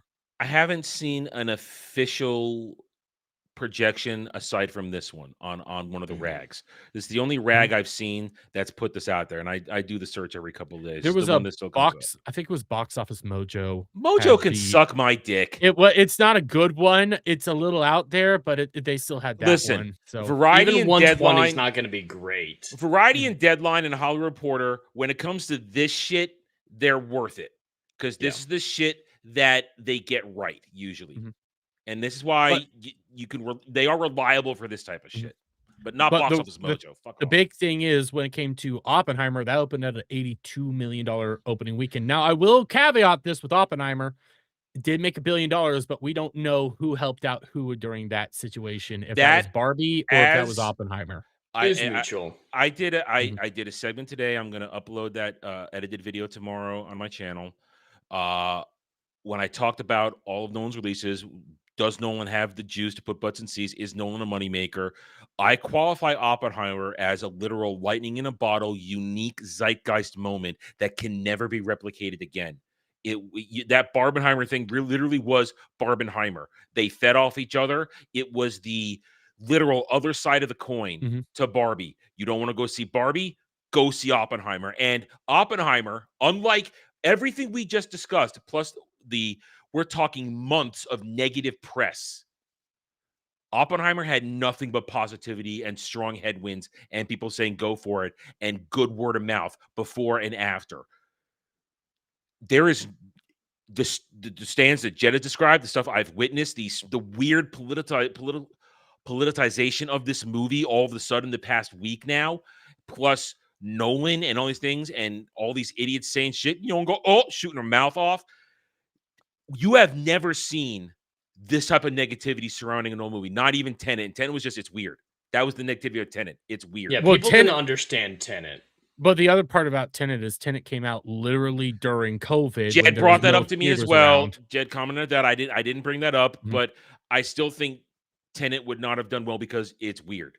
And I absolutely agree. It would have done better, but Tenet still would have been a failure. I still don't believe anybody understands Tenet at all because you can't fucking hear the movie. Anybody that tells you that they understand it, they're lying to you. And no, Jeremy, I have subtitles, so I understand the movie. And fuck off. Then at the same time, though, I do actually understand it. It is understandable. It's just the characters are shit too. But now, Robert again, the Pattinson other was in that one, qualifier too. is, but Adam, what about Dark Knight Rises? Everybody hated Dark Knight Rises. That was after the fact. Yes. People showed up for that movie. It made $1 billion because it was the end of a trilogy, and there was goodwill from the second movie. That's why that made $1 billion. After the fact, that movie's just a walking meme at this point.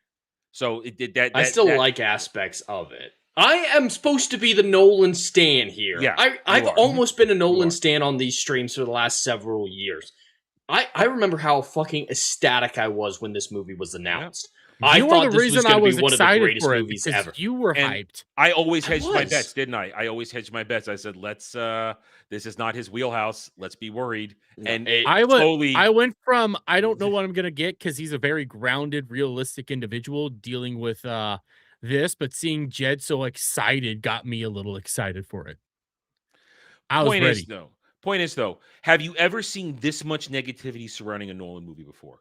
Never. And like I said, I'm a Nolan stan. I've been around for a lot of this. I haven't enjoyed all of his films though. Like Dunkirk, I think is a well-made movie visually. Its script, I think, is non-existent, and I don't enjoy that movie though. So I can still be, a little bit at least fairly objective well. with him. It did fairly well. I mean, it made some money.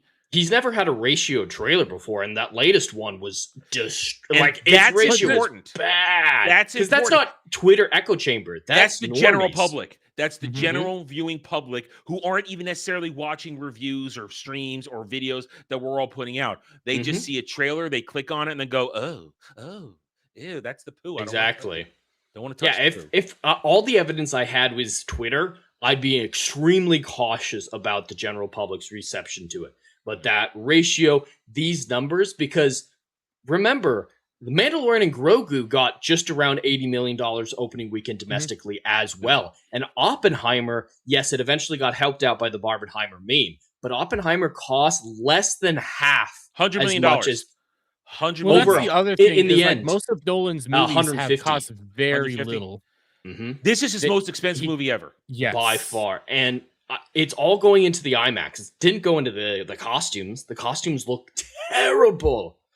And yeah, the IMAX cameras filming it 100% IMAX doesn't make sense. It sounds terrible. That's why Tenet is a problem, because of the IMAX scenes. That's because those sound like lawnmowers, and he had to build a new rig. I don't know if you guys seen the behind the scenes. The IMAX cameras are over 300 pounds.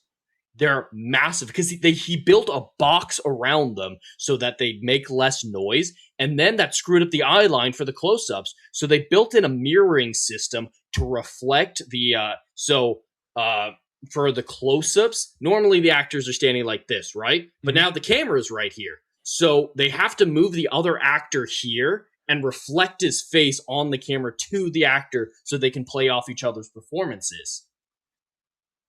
That's retarded. IMAX is bullshit. It really is bullshit. But here's the thing. Nolan has his fucking audience trained to go to IMAX theaters. Here's his argument, Jed. Here's the argument he made to me, and I disagree. And I think it's a legitimate argument. Most of Nolan's fans go to the IMAX theaters, and just like with Avatar and stuff, they wanted to watch it in IMAX. Even though I think IMAX is total bullshit, I prefer Dolby, whatever. I'm thinking these basic, like the basic of all the theater experiences, because they know it's Nolan, they're going to the IMAX theaters because the IMAX theaters are getting sold out. There's entire articles and people saying you guys don't have to go to the IMAX. You can watch it in other areas. I'll let you respond. There are other premium formats. Yes. Well, the problem is twofold. One, there are incredibly limited premium formats. Do you know how many screens there are theaters with IMAX? I think the number is 27 domestically. On the legitimate IMAX, I believe it is 27, or it's a small amount. It's microscopic. And even everybody premium actually watches formats, the fake. Yeah. Even premium formats are rare. Not every theater has even one premium format screen. So they're limited tickets. The number that they're all bragging about is record breaking, but it's only 150,000 tickets sold. That's about $2.5 million in pre-sales.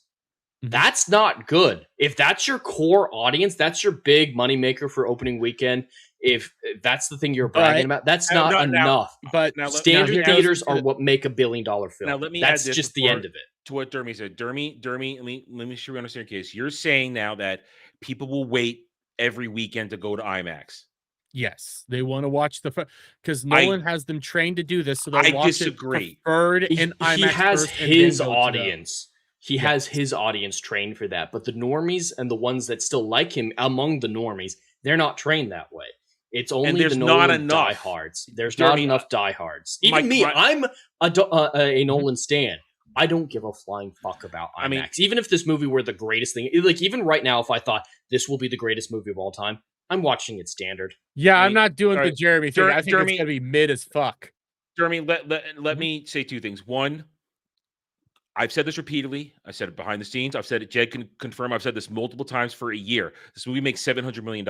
I've said that repeatedly. Yeah, I'm thinking 750. It could at least make $700 million. Now, which might be break even. Might be. We'll get into break evens in a minute. I'll get into that in a minute. But I want to say this, just to play counterpoint to what Dermy said about his trained audience, what Jed just said. I would argue that his trained audience is the equivalent in the end to a stan audience that goes to see the DCU and Disney Star Wars and MCU. They are good for maybe about $32 million. That's what they're good for. As Jed, I think, correctly pointed out, you get to $1 billion from the regular audience that goes to the regular theater, not giving a shit, because I don't think people give a shit about IMAX as much as some people want to pretend. People don't. And Frank, do the comparison with IMAX. I mean, not IMAX, excuse me, Avatar. Avatar was supposed to be a big IMAX moneymaker as well. And yes, it sold out a bunch of screens. Everybody went everywhere to see that. Everywhere. It's the standard screening that made that $1 billion film. Say this point. And I do want to say this to Frank real quick. Go ahead. The best you could possibly say is Spider-Man, but Spider-Man's going in all theaters. Everybody's going to see Spider-Man. Made $500 million in pre-sales. That thing's juggernaut. Now, my point Spider-Man's going to dominate. My point is this, though. I use the same methods now. I made predictions for Supergirl based upon looking at my regular theater output, the two mega theater, stadium-stadium big ones that are within 10 miles of me. Because I bring those up. I can't bring them up here because it would dox me, as Jed pointed out when I was doing it last time, so I'm not going to do it again. But I looked at it today on stream. It's the same as it was when I looked at it last week. Minimal seats. We on prime time viewings at 11 p.m., 3 to 4 people. Maximum I saw in one theater, 9. And we're talking full auditorium stadium seating. We're a week out. We are a week out. This time next week, we will have the first numbers in for Friday and Thursday. This time next week. And hopefully we will, all of us here will have seen it to some extent, so we can talk about it. And as I said, I am not doing a review. I'm leaving all my comments for conversations on panels and stuff like that. We'll hash it out there.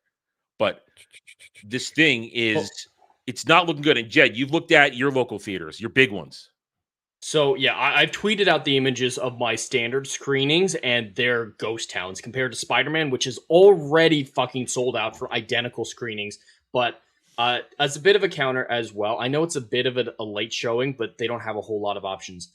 I'm looking at Cinemark right now at Universal City Walk, and this is a Universal film. This is their version of the premium format. These are the seats available for That's what mine looks like. Night. This is Thursday night premium format Universal City Walk. This film's backyard. Mine's a Cinemark as well. It's got the little helmet on there everywhere. That's essentially what mine looks like. Somewhere between 4 and 9. It looks like you got 5, 6, 7, 8, 9, 10. Yeah, this is the XD. This is their IMAX equivalent. This is their premium format. 9. No, I'm sorry, 9. That's what these theaters look like around here at these big times. And what is this? Is this Friday or Thursday? This is Thursday. This is Thursday night. This is what my Fridays look like. $20. That's going to turn a lot of normal people away when you can get a normal ticket for $11, a standard one for $11. So I did just look up, because I didn't even think to look up my theaters. Granted, this is a Dolby. I didn't go because the IMAX. Your theater's a long way. You don't like to go there if you don't have to, so you don't think about it. Well, at the same time, it is in a big city. Okay, yeah. So there is that. Dense population, just like where Jed and I are. They're a dense population. It's in the biggest city in Kansas, so Wichita. Spider-Man, it was a fight for me to get a ticket Saturday at like 2 p.m. Okay, it was a fight for me to get that. Same theater, Dolby screen, all that. Odyssey. Just looked it up for the Odyssey. Friday night, Ghost Town. Saturday, Ghost Town. That's kind of weird. Okay, I This will is what say I'm that's a talking little about. weird. All right. This is what we're talking about here. I think the negativity behind this movie and the natural normie general audience coming to these trailers, I think it's had an effect that Nolan and people who support Nolan and think he's a $1 billion draw, which he's only done twice, almost 3 times with Oppenheimer. I don't think they understand that Nolan Well, he did it doesn't with exactly. It Huh? got damn close, Jeremy, but it didn't get there. Okay, DVD no, sales Oppenheimer- got it over. Yeah, Oppenheimer got there with physical media sales, but it was just short of $1 billion. Okay. Yeah, Just it was short. like 989, I think, when they officially pulled I it. looked at it this afternoon, something like Well, that. Yeah. And Jeremy, I have pulled up here Cinemark premium format XD at almost the exact same time on Thursday night, but 3 weeks later for Spider-Man. Same theater, almost the same time, 3 weeks later. Or 3 weeks from now. That's what my theaters are looking like too. Yeah, that was what my theaters were looking like. And this is the premium format. This is the it's going to make $1 billion. Like the stand saying, premium formats will make it $1 billion. No one cares about standard. Standard doesn't matter. This is Universal's Standard premium. matters. Standard matters, is too. how you make money. I watched T-Man in standard. Yeah. I didn't go to the Dolby for that one. I did it just in standard at the better theater still, but still I went there. Yeah, that I would have preferred that. I only do Dolby for movies that I'm really excited for, like So Spider-Man. this is the basis, the foundation of what I'm talking about. I think there are serious negative headwinds, and when we talk break even now, to shift it to that, 250 budget, 2.5, that's a little over $600 million. Marketing Forbes said the break even was 500 million. That's bullshit. Because they just doubled it. Oh, hey, you remember when Deadline said that 315 thing? I tried to surface that tweet. They deleted that tweet. Did they really? They deleted it. I wanted to bring it up for a Supergirl video. I was doing the other day. They deleted that tweet. I do have a ticket sales right now for this is called. That's what I was talking about. This is the 150K tickets that they're bragging about. That's 2 million in pre-sales. And that's sold out. Yeah. That's not great. All right. So, and now we had a little discussion earlier. Marketing has been heavy as far as I'm concerned, especially the past with all the traveling doing, which, mind you, they skipped Greece. Which is a fucking abomination. In their world tour, they skipped Greece. That makes no fucking sense. Well, they just got a little money from them, and they didn't film as much of it there as they claim to. The main thing they filmed there, I think it's a little sacrilegious. I don't know if you guys will care as much as I do, but they filmed Polyphemus's cave scenes in the Cave of Zeus, a Hellenic holy site where it's believed Zeus was born. I don't like that, but I think that might just be me. Well, point is though, I think the budget of this is a minimum marketing budget is a minimum 150 at this point with the amount of travel and everything going on and everything here. They built that Trojan horse everywhere. That was a big for Trojan marketing. Horse. How much did that cost? So you see what I'm saying about the marketing? I think it's a minimum 150, not even 100, 150. So if you do the regular 2.5, it's around $600 million. If you add 250 plus 150, that's 400. Do a regular times 2, that's $800 million. The break even for this is anywhere between $600 and $800 million. I said it makes $700 million. It's either a little bit of profit or it doesn't break even. And if it doesn't break even, technically, that's flop. It's a technical flop. It's a technical I flop. don't think it's going to bomb under any circumstances. No. But I think it'll be around the break-even point, whatever that ends up being. So right in line with what you're talking about. I think 750 plus or minus. What I've been predicting right now is around 800, 850. That's where I think that's us. I feel like with the negativity, it's just that requires them to have nearly no drop off from weekend to weekend. That requires like a 30% drop off. And with I think word of mouth is going to be what saves it. And I think the word of mouth will be good. I think people are going to come out here and go like, it's a good movie. A lot of normies it's going to be normie nip for some people, I think. And at the same time, I do believe that people are waiting just to see what the actual reactions are. because I do don't think see there's this layer of like mysticism around it, but I don't think it's a Nolan. Nolan is still trusted. I think he's high on his own fucking supply, for lack of a better term. I don't think he's super woke or anything like that. I think No. he just thinks that I think he believes he can touch shit and turn it into gold.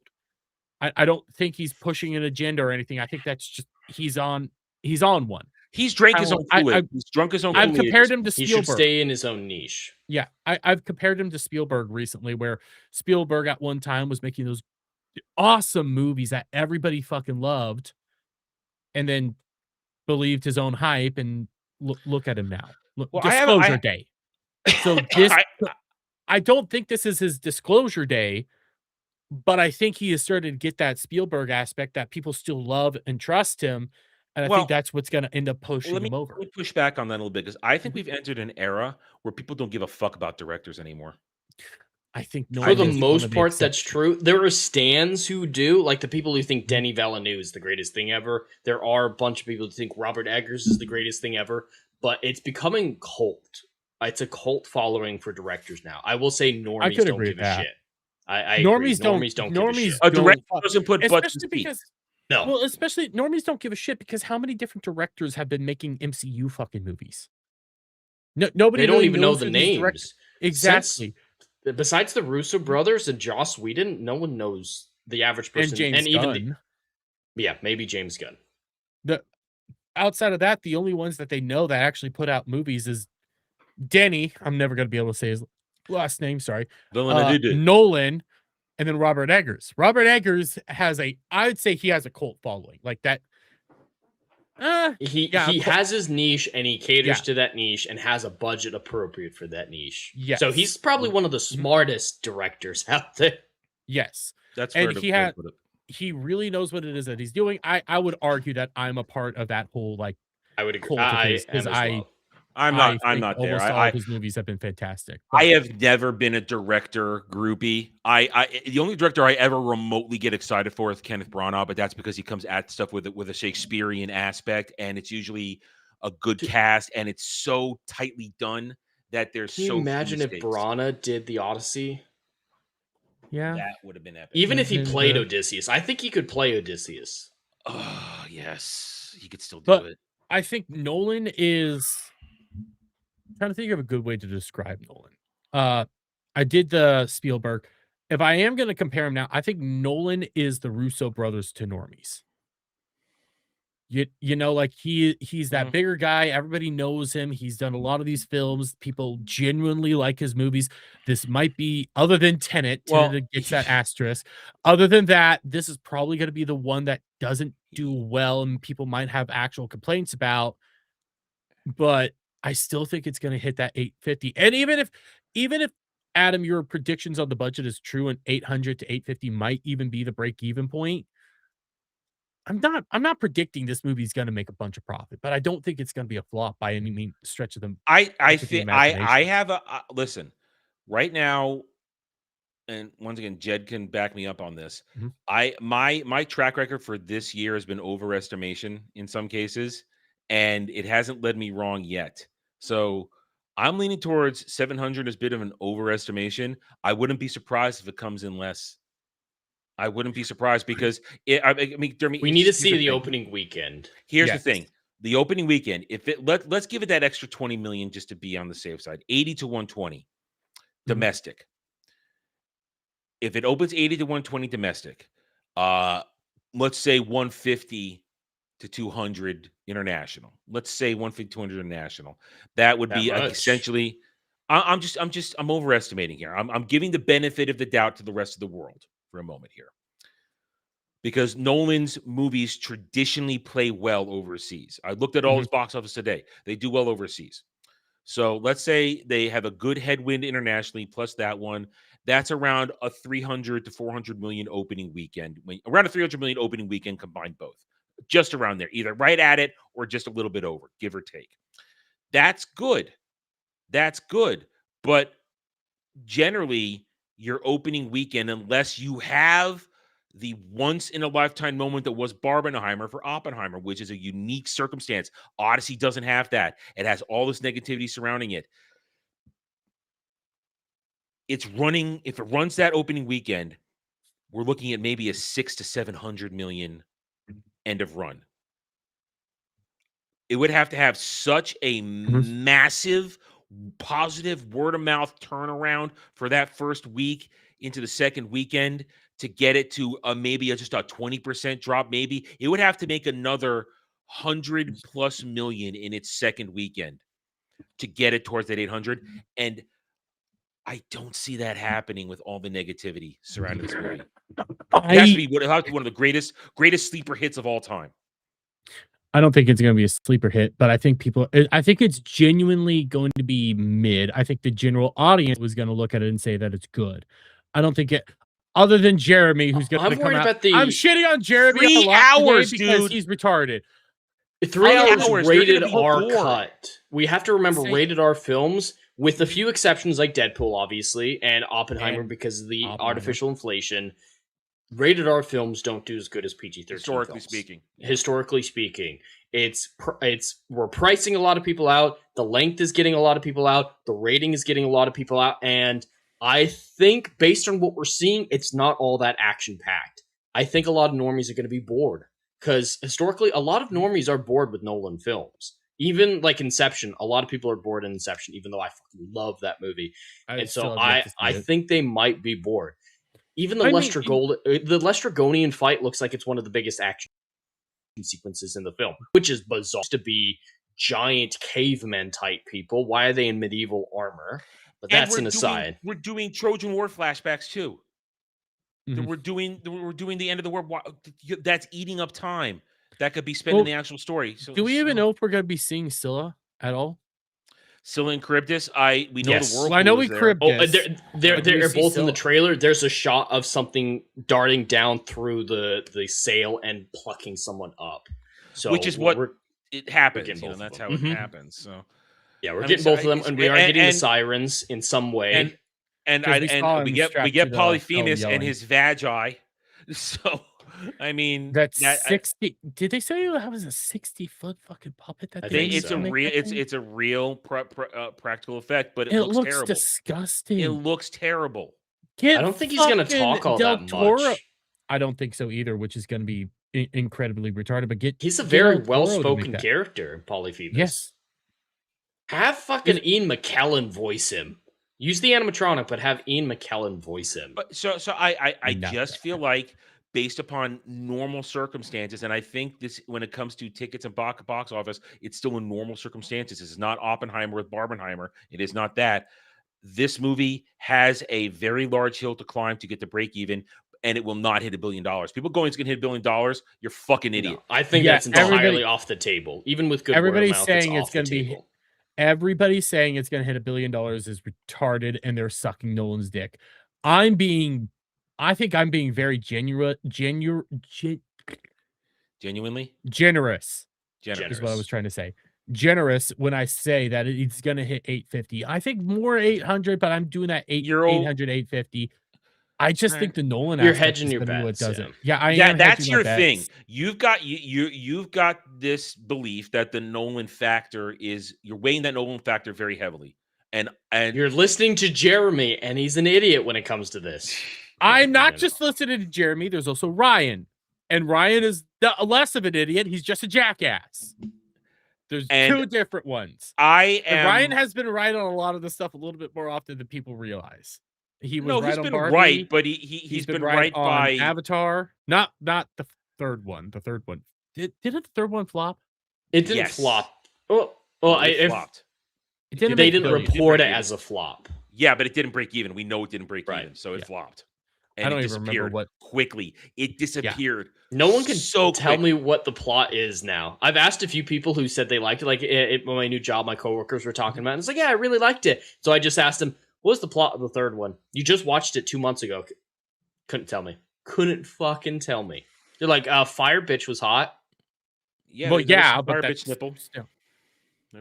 I don't even remember what happened with that movie. But I think what I'm willing to bet here is that there's an aspect to this movie that I don't think a lot of people are taking into account when they want to say that it's going to be a bomb.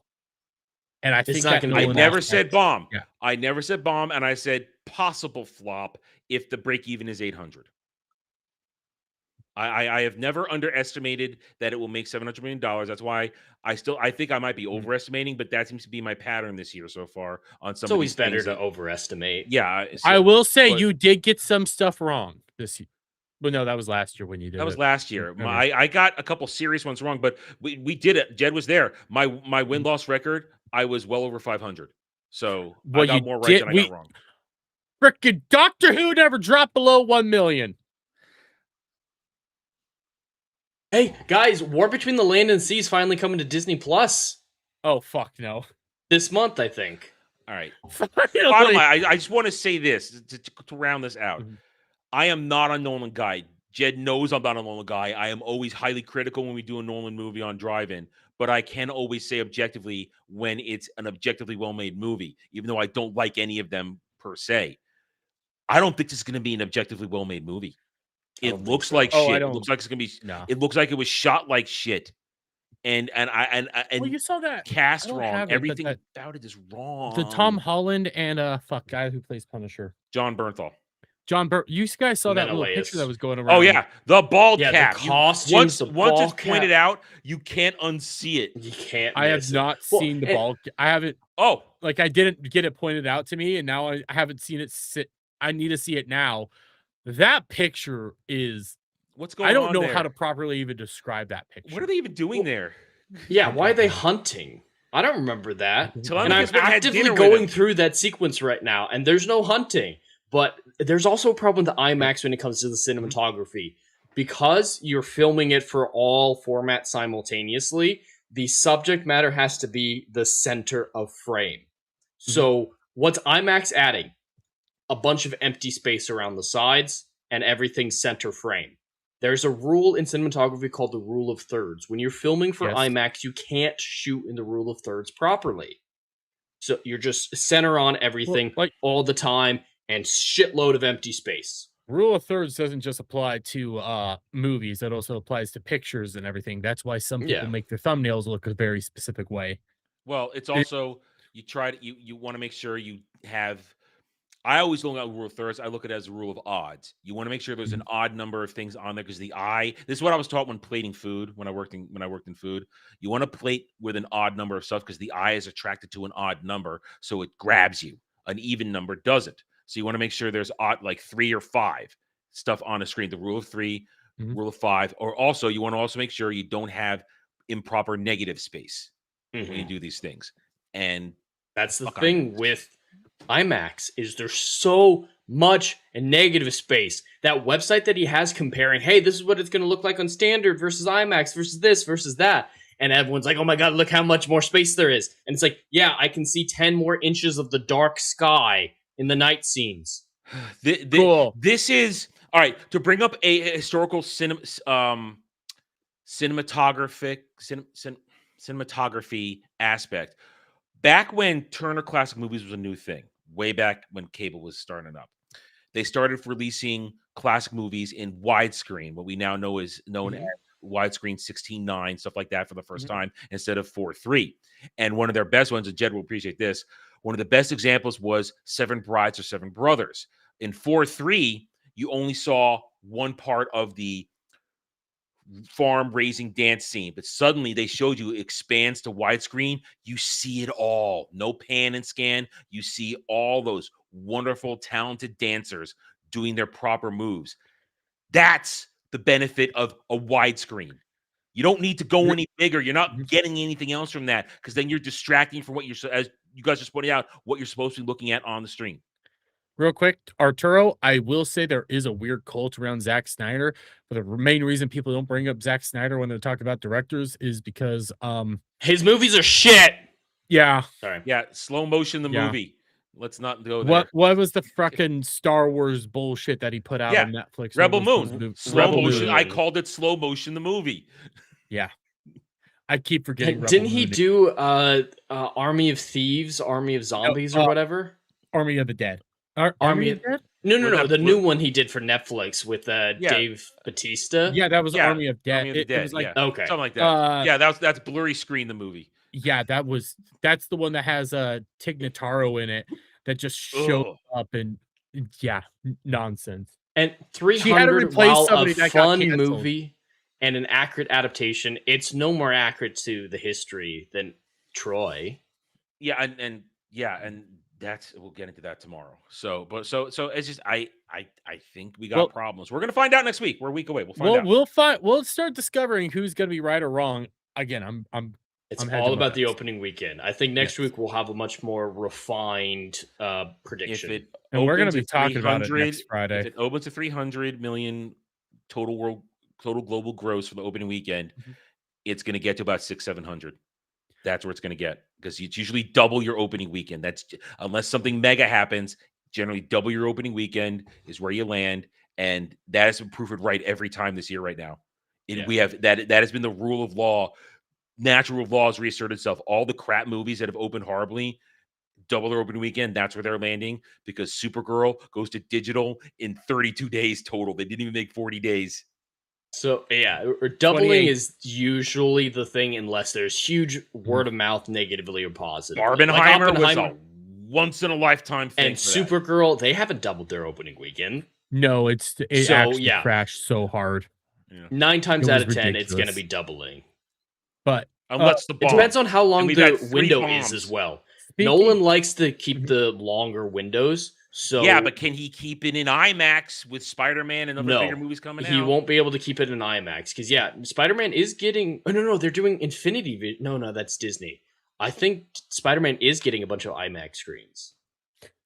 I don't know for sure. So on that's that one. 2 why I didn't. weeks. Well, other premium formats, regardless, will be taken over by Yes. by Spider-Man. 100%. So the whole premium formats will make it $1 billion. You've got 2 weeks. That's how much time they have dominating the premium formats. And that's what not going to said- be enough. And that is what we said last You know- year for all the movies leading into Superman, Dinosaurs, and Fantastic Four. There were limited times to make your money, and when they didn't do it, done. I will say this. Somebody did point this out today, I think it was, that I think it's a very valid point. Gladiator 2 flopped. Gladiator Yes. 2 didn't succeed, and they tried their hardest to make that movie succeed. Crap. Dude, in a perfect world, I actually want this to bomb hard because of the disrespect, but I also, this is going to sound really pretentious, but I want Nolan to be taught a lesson. I want agree him with to you. stop sniffing his farts and realize I have a niche. I have, or at least 2 niches. We'll give him biopic and sci-fi thriller. We'll give him those 2 niches. Just stick in those 2 niches, and you'll make great films that I will love and support forever. Make I think- movies where you don't have to be held to account for lore and source material. Allow it to Never, go and ever do your adapt grounded anything. stuff. Go and do your grounded stuff as much as you want. Stay away from the mystical elements. Just leave that to Robert Eggers, who does the dark shit that is fun and can do mystical Nolan really well. doesn't get fantasy. He should be nowhere near it. That's what I said a year ago. I said he He's should too not be anywhere grounded. near You're this. right.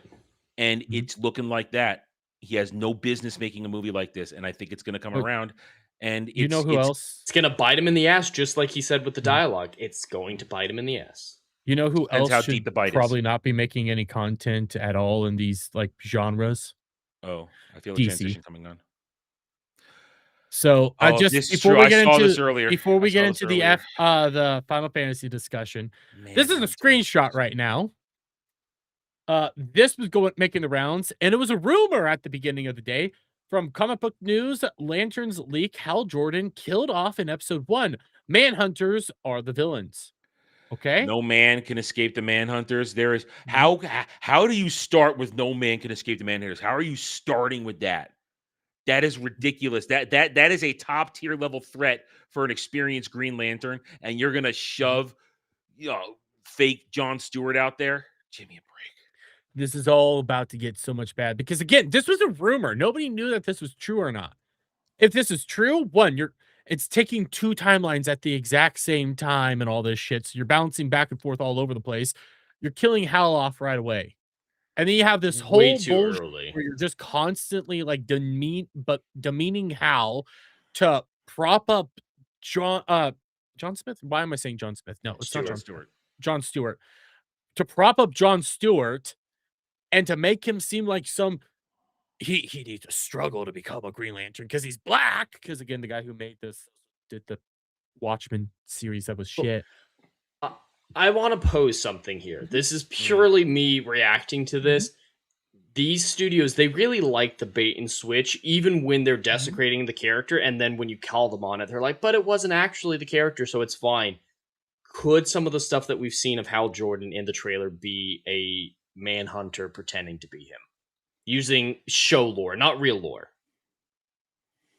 Yeah, because Manhunters are robots. They don't clone themselves. They're robots, but at the same time, giant angry robots. No, I mean like taking Martian Manhunter is what I'm. No. That's that's not even. No, work. they're not Martians. No, the Manhunters. Okay. No, the Manhunters are androids that were originally created before the Green Lanterns, and then they were. The only Manhunters in DC I knew about were Martian the Manhunter. I'm like, okay, no, this is not John Manhunters Jones. There's nothing. The Manhunters are cool, but they're not.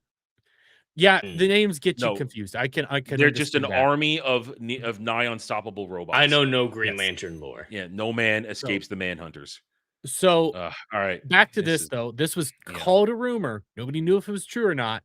I saw it and I moved on. So, from Comic Book News, what alleged copyright infraction? How do I respond if I am never told what it is? It got taken down for being a copyright. They got DMCA. So they're right. So that makes you assume that it's correct. We'll find out in a month. The shit. We're gonna find out in a month. I'm reviewing this. Hopefully, I'll have my room set up in time. If I time everything just right, I should be able to be up and running just in time to get this one done. And one last thing, they're also getting a crypto animated series. And I bet it's gonna look like James Gunn's fucking dog. All right, we need to calm down. There was already a crypto animated series, so a long time ago. Maybe it was a kid once. The Final Fantasy discussion. Here's the calm down, just to make us feel good. Just to make us feel good. Hello. It's AI or not, but don't spoil my day. I'm kidding. It's not. Her fingers caught behind her phone. That's real. It looks real. It does look real. I was just teasing him. The Asian ones are usually not AI. They can be. They can be, but she's real. The AI has trouble with the eyes. Yeah. I'm not looking at her eyes. Yeah. Yeah. Hello. All right. So now we're calm. Now we're calm. Face filter, perhaps. Yeah. Face filter, maybe. They do like to put those filters on, but them titties. Yum. Them titties, yo. Them titties. All right. Okay, let's get the update on Jed because we didn't get it last week. How are you doing in Final Fantasy VII? Well, I was really glad today that I was able to take a break from the entirely underwhelming Black Flag to get back into Final Fantasy. It's my happy place right now. Final Fantasy's absolutely like, I've had enough shit. I'm going to put on Star Trek and play Final Fantasy. So my view of it is very positive. There's only a few things that I haven't loved. Like, I don't really like the driving portions. There's not many of them, but yeah, the control's a little wonky. It's a little wonky. Yeah. Right now, where I'm at in the story, though, is I have started the final Sephiroth fight. Tifa's just, or not Tifa, Aerith has just joined the fight. So it's partway through is where I had to pause it. So giant, massive, crazy creature. Okay, yeah. So that I just fought the giant, massive. That's a remake only thing. That's a remake only thing. That is not OG. That shit doesn't happen when you're leaving Midgar. But it's insane. That fight is insane. That fight is hell. When you're under level. He was massively under leveled when he went in there. Really? Oh no, I'm doing all right in it. I didn't die at all during that whole sequence. I died a couple times on the motorcycle chase that happened right before it. That's fair. But, that's fair. You have to just that becomes memory and becomes knowing when to shoot and where to shoot. That's fair. Exactly. So yeah, I had a little trouble with that, but the other fights I was able to make it through. I do have to admit, this is partially because I was watching Troy and I try to pay attention a little bit to the movie too. I have no fucking clue what's going on in this finale. Who's fucking brown-haired Cloud or black-haired Cloud? That's Zach. That is Zach. All right, this is where if you don't know OG lore, you will be lost, and that is a failure of the game. Very lost. It doesn't take into account new players. And we can't give you too much spoilers, but without anything, and you would know what's going in. Zach is another soldier that Cloud worked with out there, and in this moment, there originally, Zach died on the way back to Midgar, and Cloud had to bury him. And Zach is can I say his relationship, Jeremy? You think it's fair? Can I say that? You're gonna get it right. He's gonna get it right away. He's gonna get it right away when he starts Rebirth. Oh, that's true. I still need to do the Intergrade DLC. That's fine. Yeah, that's fine. Yuffie's great, but you're gonna get it right away because it's information you need. You know, Zach is Aerith's missing boyfriend. Okay. He's Aerith's missing supposed boyfriend. Dead boyfriend. Supposed dead. In the Which OG, is why she has such a connection to Cloud, because he looks a lot like him. Yeah, and there's a lot more to Zach and Cloud, which we cannot speak of because them spoilers, which you're not even going to get all of in Rebirth because that's more Revelations territory now. But so there it is. So yeah, so you are at the end of Remake. That final battle is with all the Whisper shit, all that is new stuff. All the Whisper stuff, that is not OG. That's them trying to, as I've always put it, this is retconning the additional, let's see, 2000s, 10s, the additional 25 years of extra video games and content that came out since the original game. The Whispers is their mechanic for trying to retcon everything in. Retcon and also add things in, because they also want to add in the Final Fantasy VII Ever Crisis. Game. Yeah, Ever Crisis. They want to add that in. That's a prequel game. You don't even need to play. It's a. Don't worry about that. Don't worry about that. Yeah, don't worry about that. Yeah, it's not even a good game. So I was really worried that I was missing stuff, but it sounds like it's not in the game yet. So I'm missing stuff, but it's stuff that I have coming. There'll be explanations. Whether or not they're good, we can debate that later. Because I still have I have issues. I mean, I think they could explain things a little clearer, but Revelations might tie it all together in the end. It might. So, but there's some shit that just doesn't make sense with the Whispers. There isn't, it's you haven't even finished the Whispers. They haven't been around a whole lot. The big thing you're gonna get more they talked about is they correct diversions from fate. I think was the line that was said, because they saved Barrett. They do things, and that it's going to be explained a little bit in Rebirth, and that's a lot. That's one of the things a lot of people who do not like this have problems with. They don't like the Whispers and what they're doing. I'm okay with it. It's interesting. It feels like world building. It makes it feel grand. As I said, to me, it's retconning a lot of extra stuff that was added to the lore, and they're just trying to get it all in there. And I'm okay with it. I'm fine with it because I think no matter what's going on, the world just keeps expanding in these games. They're giving me more to do. And this is a question I want to bring to you guys surrounding this after we're done with this conversation. So you're in that final battle. Who you got in there right now? So Aerith, are you just joined the fight? Are you battling Sephiroth or are you battling the Giant Whisper?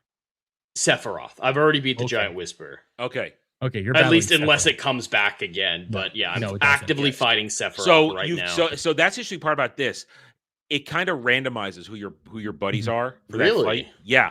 I've replayed it twice now. I wish it was Tifa then.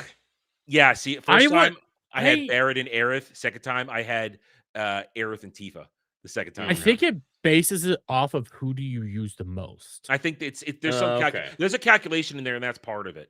So because if you used Aerith a whole lot, it probably picked that for you. Because I had Cloud. I don't use her that much. She's probably at least as becoming her, like switching to her. She's the one I played. It might have also been some conversation points as well. I think there's a lot of factors in it. I don't know exactly. But I did always make sure to talk to Aerith when I had a chance. Yeah. Because I wanted more of that lore to see if she would say a throwaway line about what the fuck being an ancient was. Etc. Etc. I don't know anything about Sephiroth. They haven't explained yet the migraines that Cloud's been having. You're gonna get that. Okay. You're gonna get you're gonna get the Sephiroth dump right away in Rebirth. You're gonna get that information dump. But the Cloud stuff, you're going to get teased in it, and you're not going to get answers to Revelation for you. Okay. You're not going to get those answers till later. But I've really liked the end of the game here because I didn't love the Avalanche stuff. The eco-terrorism, I don't know enough about. That was OG. Really that's an original thing. They made them eco nut jobs in the original game too, so that's carryover. That's always been the funny thing. It's like, remember, they're eco nut jobs. Yeah. The last half of this game, though, being save Aerith, take down Shinra Tower, that momentum. It feels great. I've been going through this for a while. This whole tower portion now to Sephiroth, it's a huge part of the game. And I'm really enjoying that aspect of it. I don't feel any bloat. I know a lot of people complain about bloat. Yeah, and I don't that's see where you could trim stuff. because in the original game, that's disc 1 of the original game. If you didn't do every little thing in Midgar, it's about 10 hours in the original game. Because there, I have 40 let hours me in. now. All right, so here's the thing. I don't even think it's 10 hours. It could go It's by real fast in it real Midgar fast. And now over here's the games.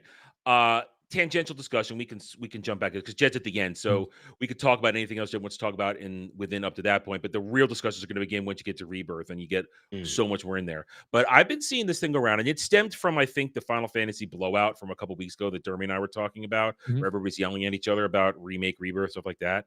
I'm now seeing these posts of people saying, I want to go back to this great era where I just played an RPG for 20 or 30 hours where there was no bloat and no nothing. And I'm thinking to myself, what does bloat mean? I asked that question. What does bloat mean? Granted, I played through Chrono Trigger in the recent years, a replay. Yeah, I beat it down in about 25, 30 hours. There's not a lot of extra stuff. But if you played original Final Fantasy VII, yeah, sure, you could beat it in 30. They're saying you could beat that in 30 hours. Yeah, if you did nothing except push through the main story and no leveling whatsoever, you could. You're missing out on such the important part of an RPG. Even in the original game, story. I mean, my original playthrough of Final Fantasy VII topped out, I think, around between 60 and 70 hours. My original playthrough back in the day. I think depending on like my first playthrough, and this isn't a Final Fantasy that I'm going to utilize, of South Park, Stick of Truth, because I think that's a good like a modern day RPG that is actually really good. Same with Fractured Bubble, but yeah. I think my first playthrough of that took me about a month to beat, and then subsequent playthroughs I can beat it within a week. But if I just sit down and play it, it might take me 2 days. But that's just because I know what it is to do. There's not a whole lot of bloat there. So I is a bloat meaning like bullshit side quests that are like fetch quests or X. That's how I would define it, is meaningless content to make it feel longer. And they're calling that one of the biggest detractor statements of the Final Fantasy remake series, Final 7 remake series, is the bloat. If you do the side quest, it's not bloat. It's more world building. As Jed has just played through most of this game right now, fresh. All the side quests, you probably had Mystery too, because not all of them are unlockable in a basic playthrough. You can only unlock several of them in hard mode as well, which I didn't do. I just blew through it to get my hard mode done last time. But now in Rebirth, I'm making sure I get every quest on because I'm going for a trophy. But Jed, all the side quests you do in remake, did they feel like bloat to you? As someone who's sensitive to bloat, as someone who's not a part of this type of genre, you would be highly sensitive to something if it was a waste of your time, wouldn't you? I would, absolutely. I hate bloat, and especially coming into a new franchise or a new style of game, I'm not used to what's standard per se. So yeah, there's 20 side quests. I think I counted them up.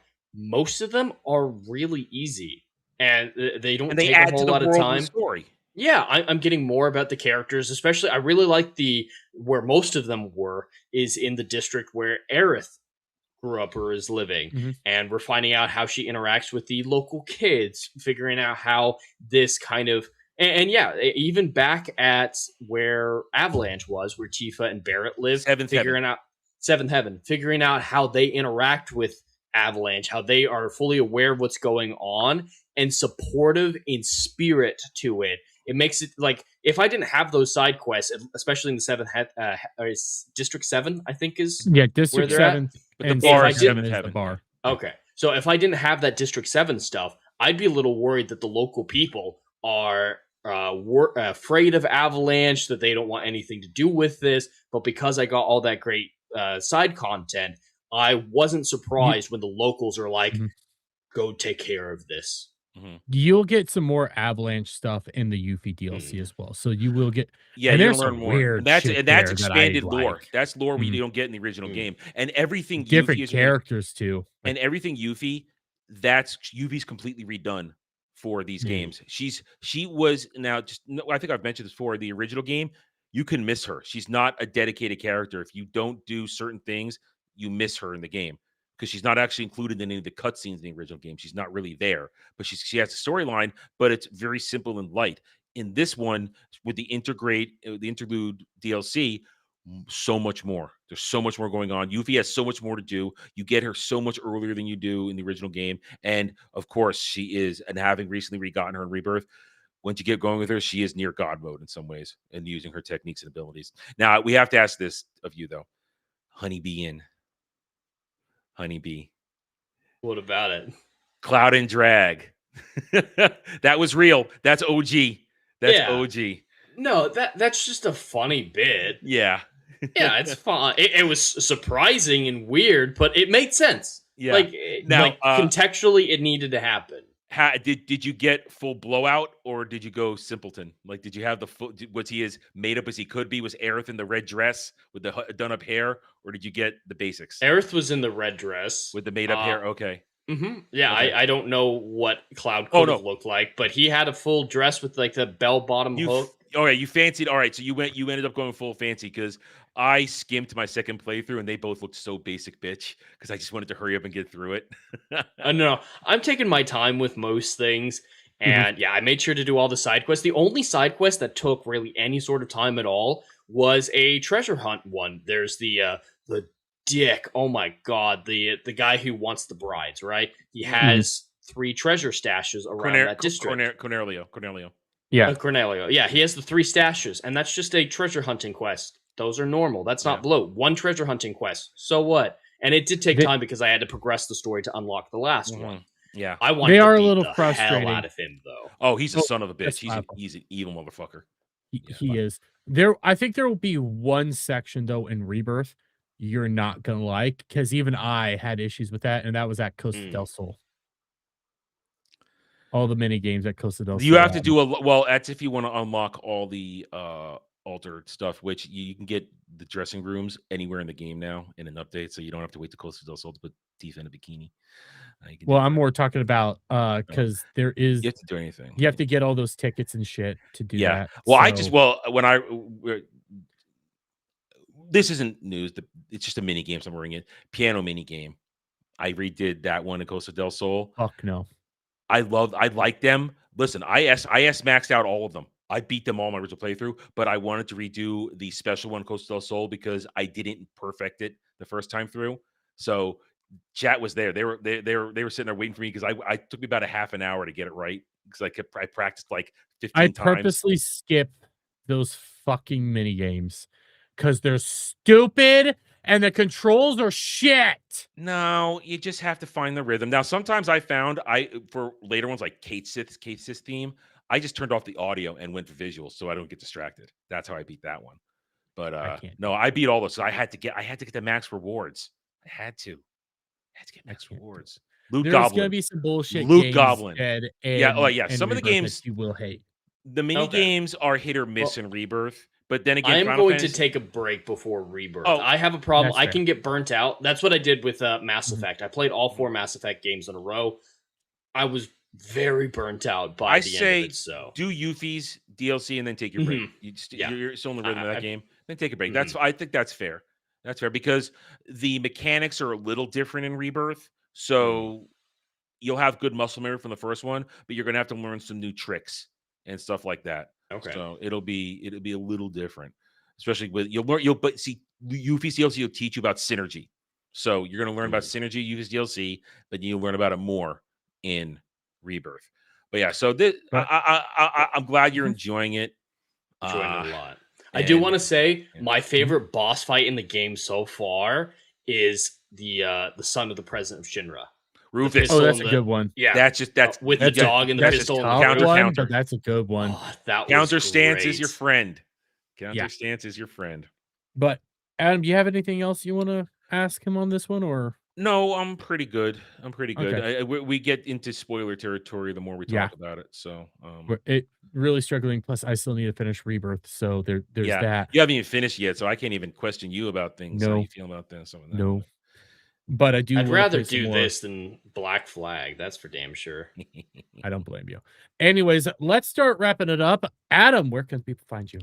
At my channel, The Renaissance Nerd, where I'm essentially doing a sort of soft algorithmic reboot right now, just because news is slow unless you're talking about Odyssey, which I am, but I can only talk about it so many times before I start repeating myself. But tomorrow night, we've got Saturday Night Drive-In. Jed and myself will be talking Troy, which feels appropriate coming up to Oppenheimer.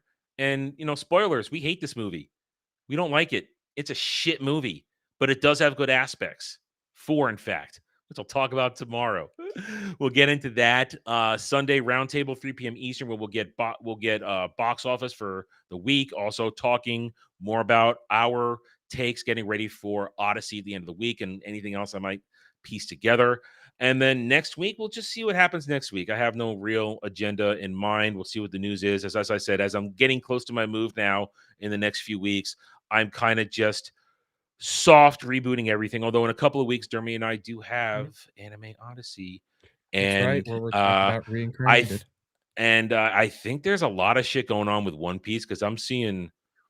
Yeah, I haven't touched it. I'm now months behind because I didn't. You're catch gonna up. want to be very careful for a little while. I haven't. Listen, I've seen Joy Boy trending, but because I pruned my timeline enough, shit ain't popping up my timeline. All I'm getting is Don't even Odyssey go to and, flat. Don't if you see Yellow Flash, immediately ignore. No, I don't look at Yellow Flash because he's a spoiling motherfucker. He will spoil the shit out of everything. He don't give a shit. He don't realize you don't do that shit. He don't realize that.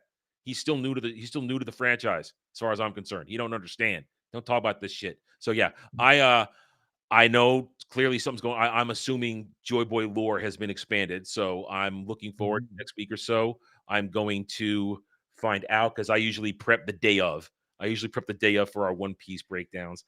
But yeah, so in a couple weeks, Dermy and I will be talking Reincarnated as a Slime seasons 2 and 3, since season 4 is ongoing right now. I finished all my anime except for one season right now. I've only got Wisteria, Wand and Sword left. That's all I got this season. So Adam, I know you're usually a week behind on how you read your anime, even when we get up to date. Read as fast as you can. Like get up to date. I clear it in like half an hour. I flew through chapters in like half an hour. You're legitimately gonna want to get up to date. Oh no, I'll get up to date. I'll clear all the chapters in like half an hour to 45 minutes. I go through a manga chapter in like 3 or 4 minutes. It goes so quickly. So I'm not worried about catching up. It'll happen. Massive shit. Yeah, I'm ready for it. I'm sure. This is why I wait, because I want to just to digest it all at once, and then we'll talk about it that day. But yeah, so we got Anime Odyssey in a couple of weeks. I'm muting myself real quick so I could just say it and you can't hear it. Yeah, all right.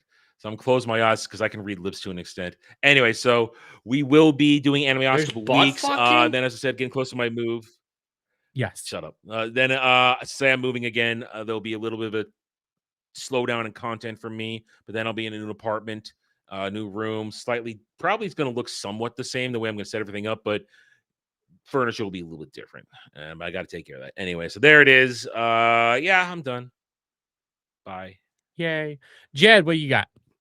Well, you can all find me on YouTube at The Endless Frontiers. I'm going to be playing a lot of Assassin's Creed Black Flag Resynced over the next week. Tomorrow afternoon, definitely going to be playing it. And then tomorrow night, 6 p.m. Eastern, like Adam talked about, Saturday Night Drive-In, we're going to be talking about Troy. I have 2 options picked for next week as well, but I need Adam's permission for either of them, actually. So we'll see how that all turns out. And then Monday at 7 p.m. Eastern, Rider Flight Podcast return, so tune into that for all your science and science fiction news. Besides that, just Assassin's Creed Black Flag until I finish it and I can put it behind me. Well, shout out. And play the original. I would rather play the original as well. My plan for this weekend is I have some shit I got to react to tomorrow because Jer crashed out again. I got some updates on a whole bunch of shit. And I want to play some fucking Pal World, but we'll see how that goes out because I also have some big errands I need to run tomorrow. I can't. Oh, it's okay, Adam. It's okay, buddy. But I have some big errands I also have to run tomorrow. So we'll see what happens with streaming because I might get held up. But in the meantime, guys, you all have a lovely night. Have a lovely day wherever in the world that you guys might be at. And we'll all see you on the next one. Bye for now. All right. Thanks for coming. Thanks for coming. I've lost gallons to you.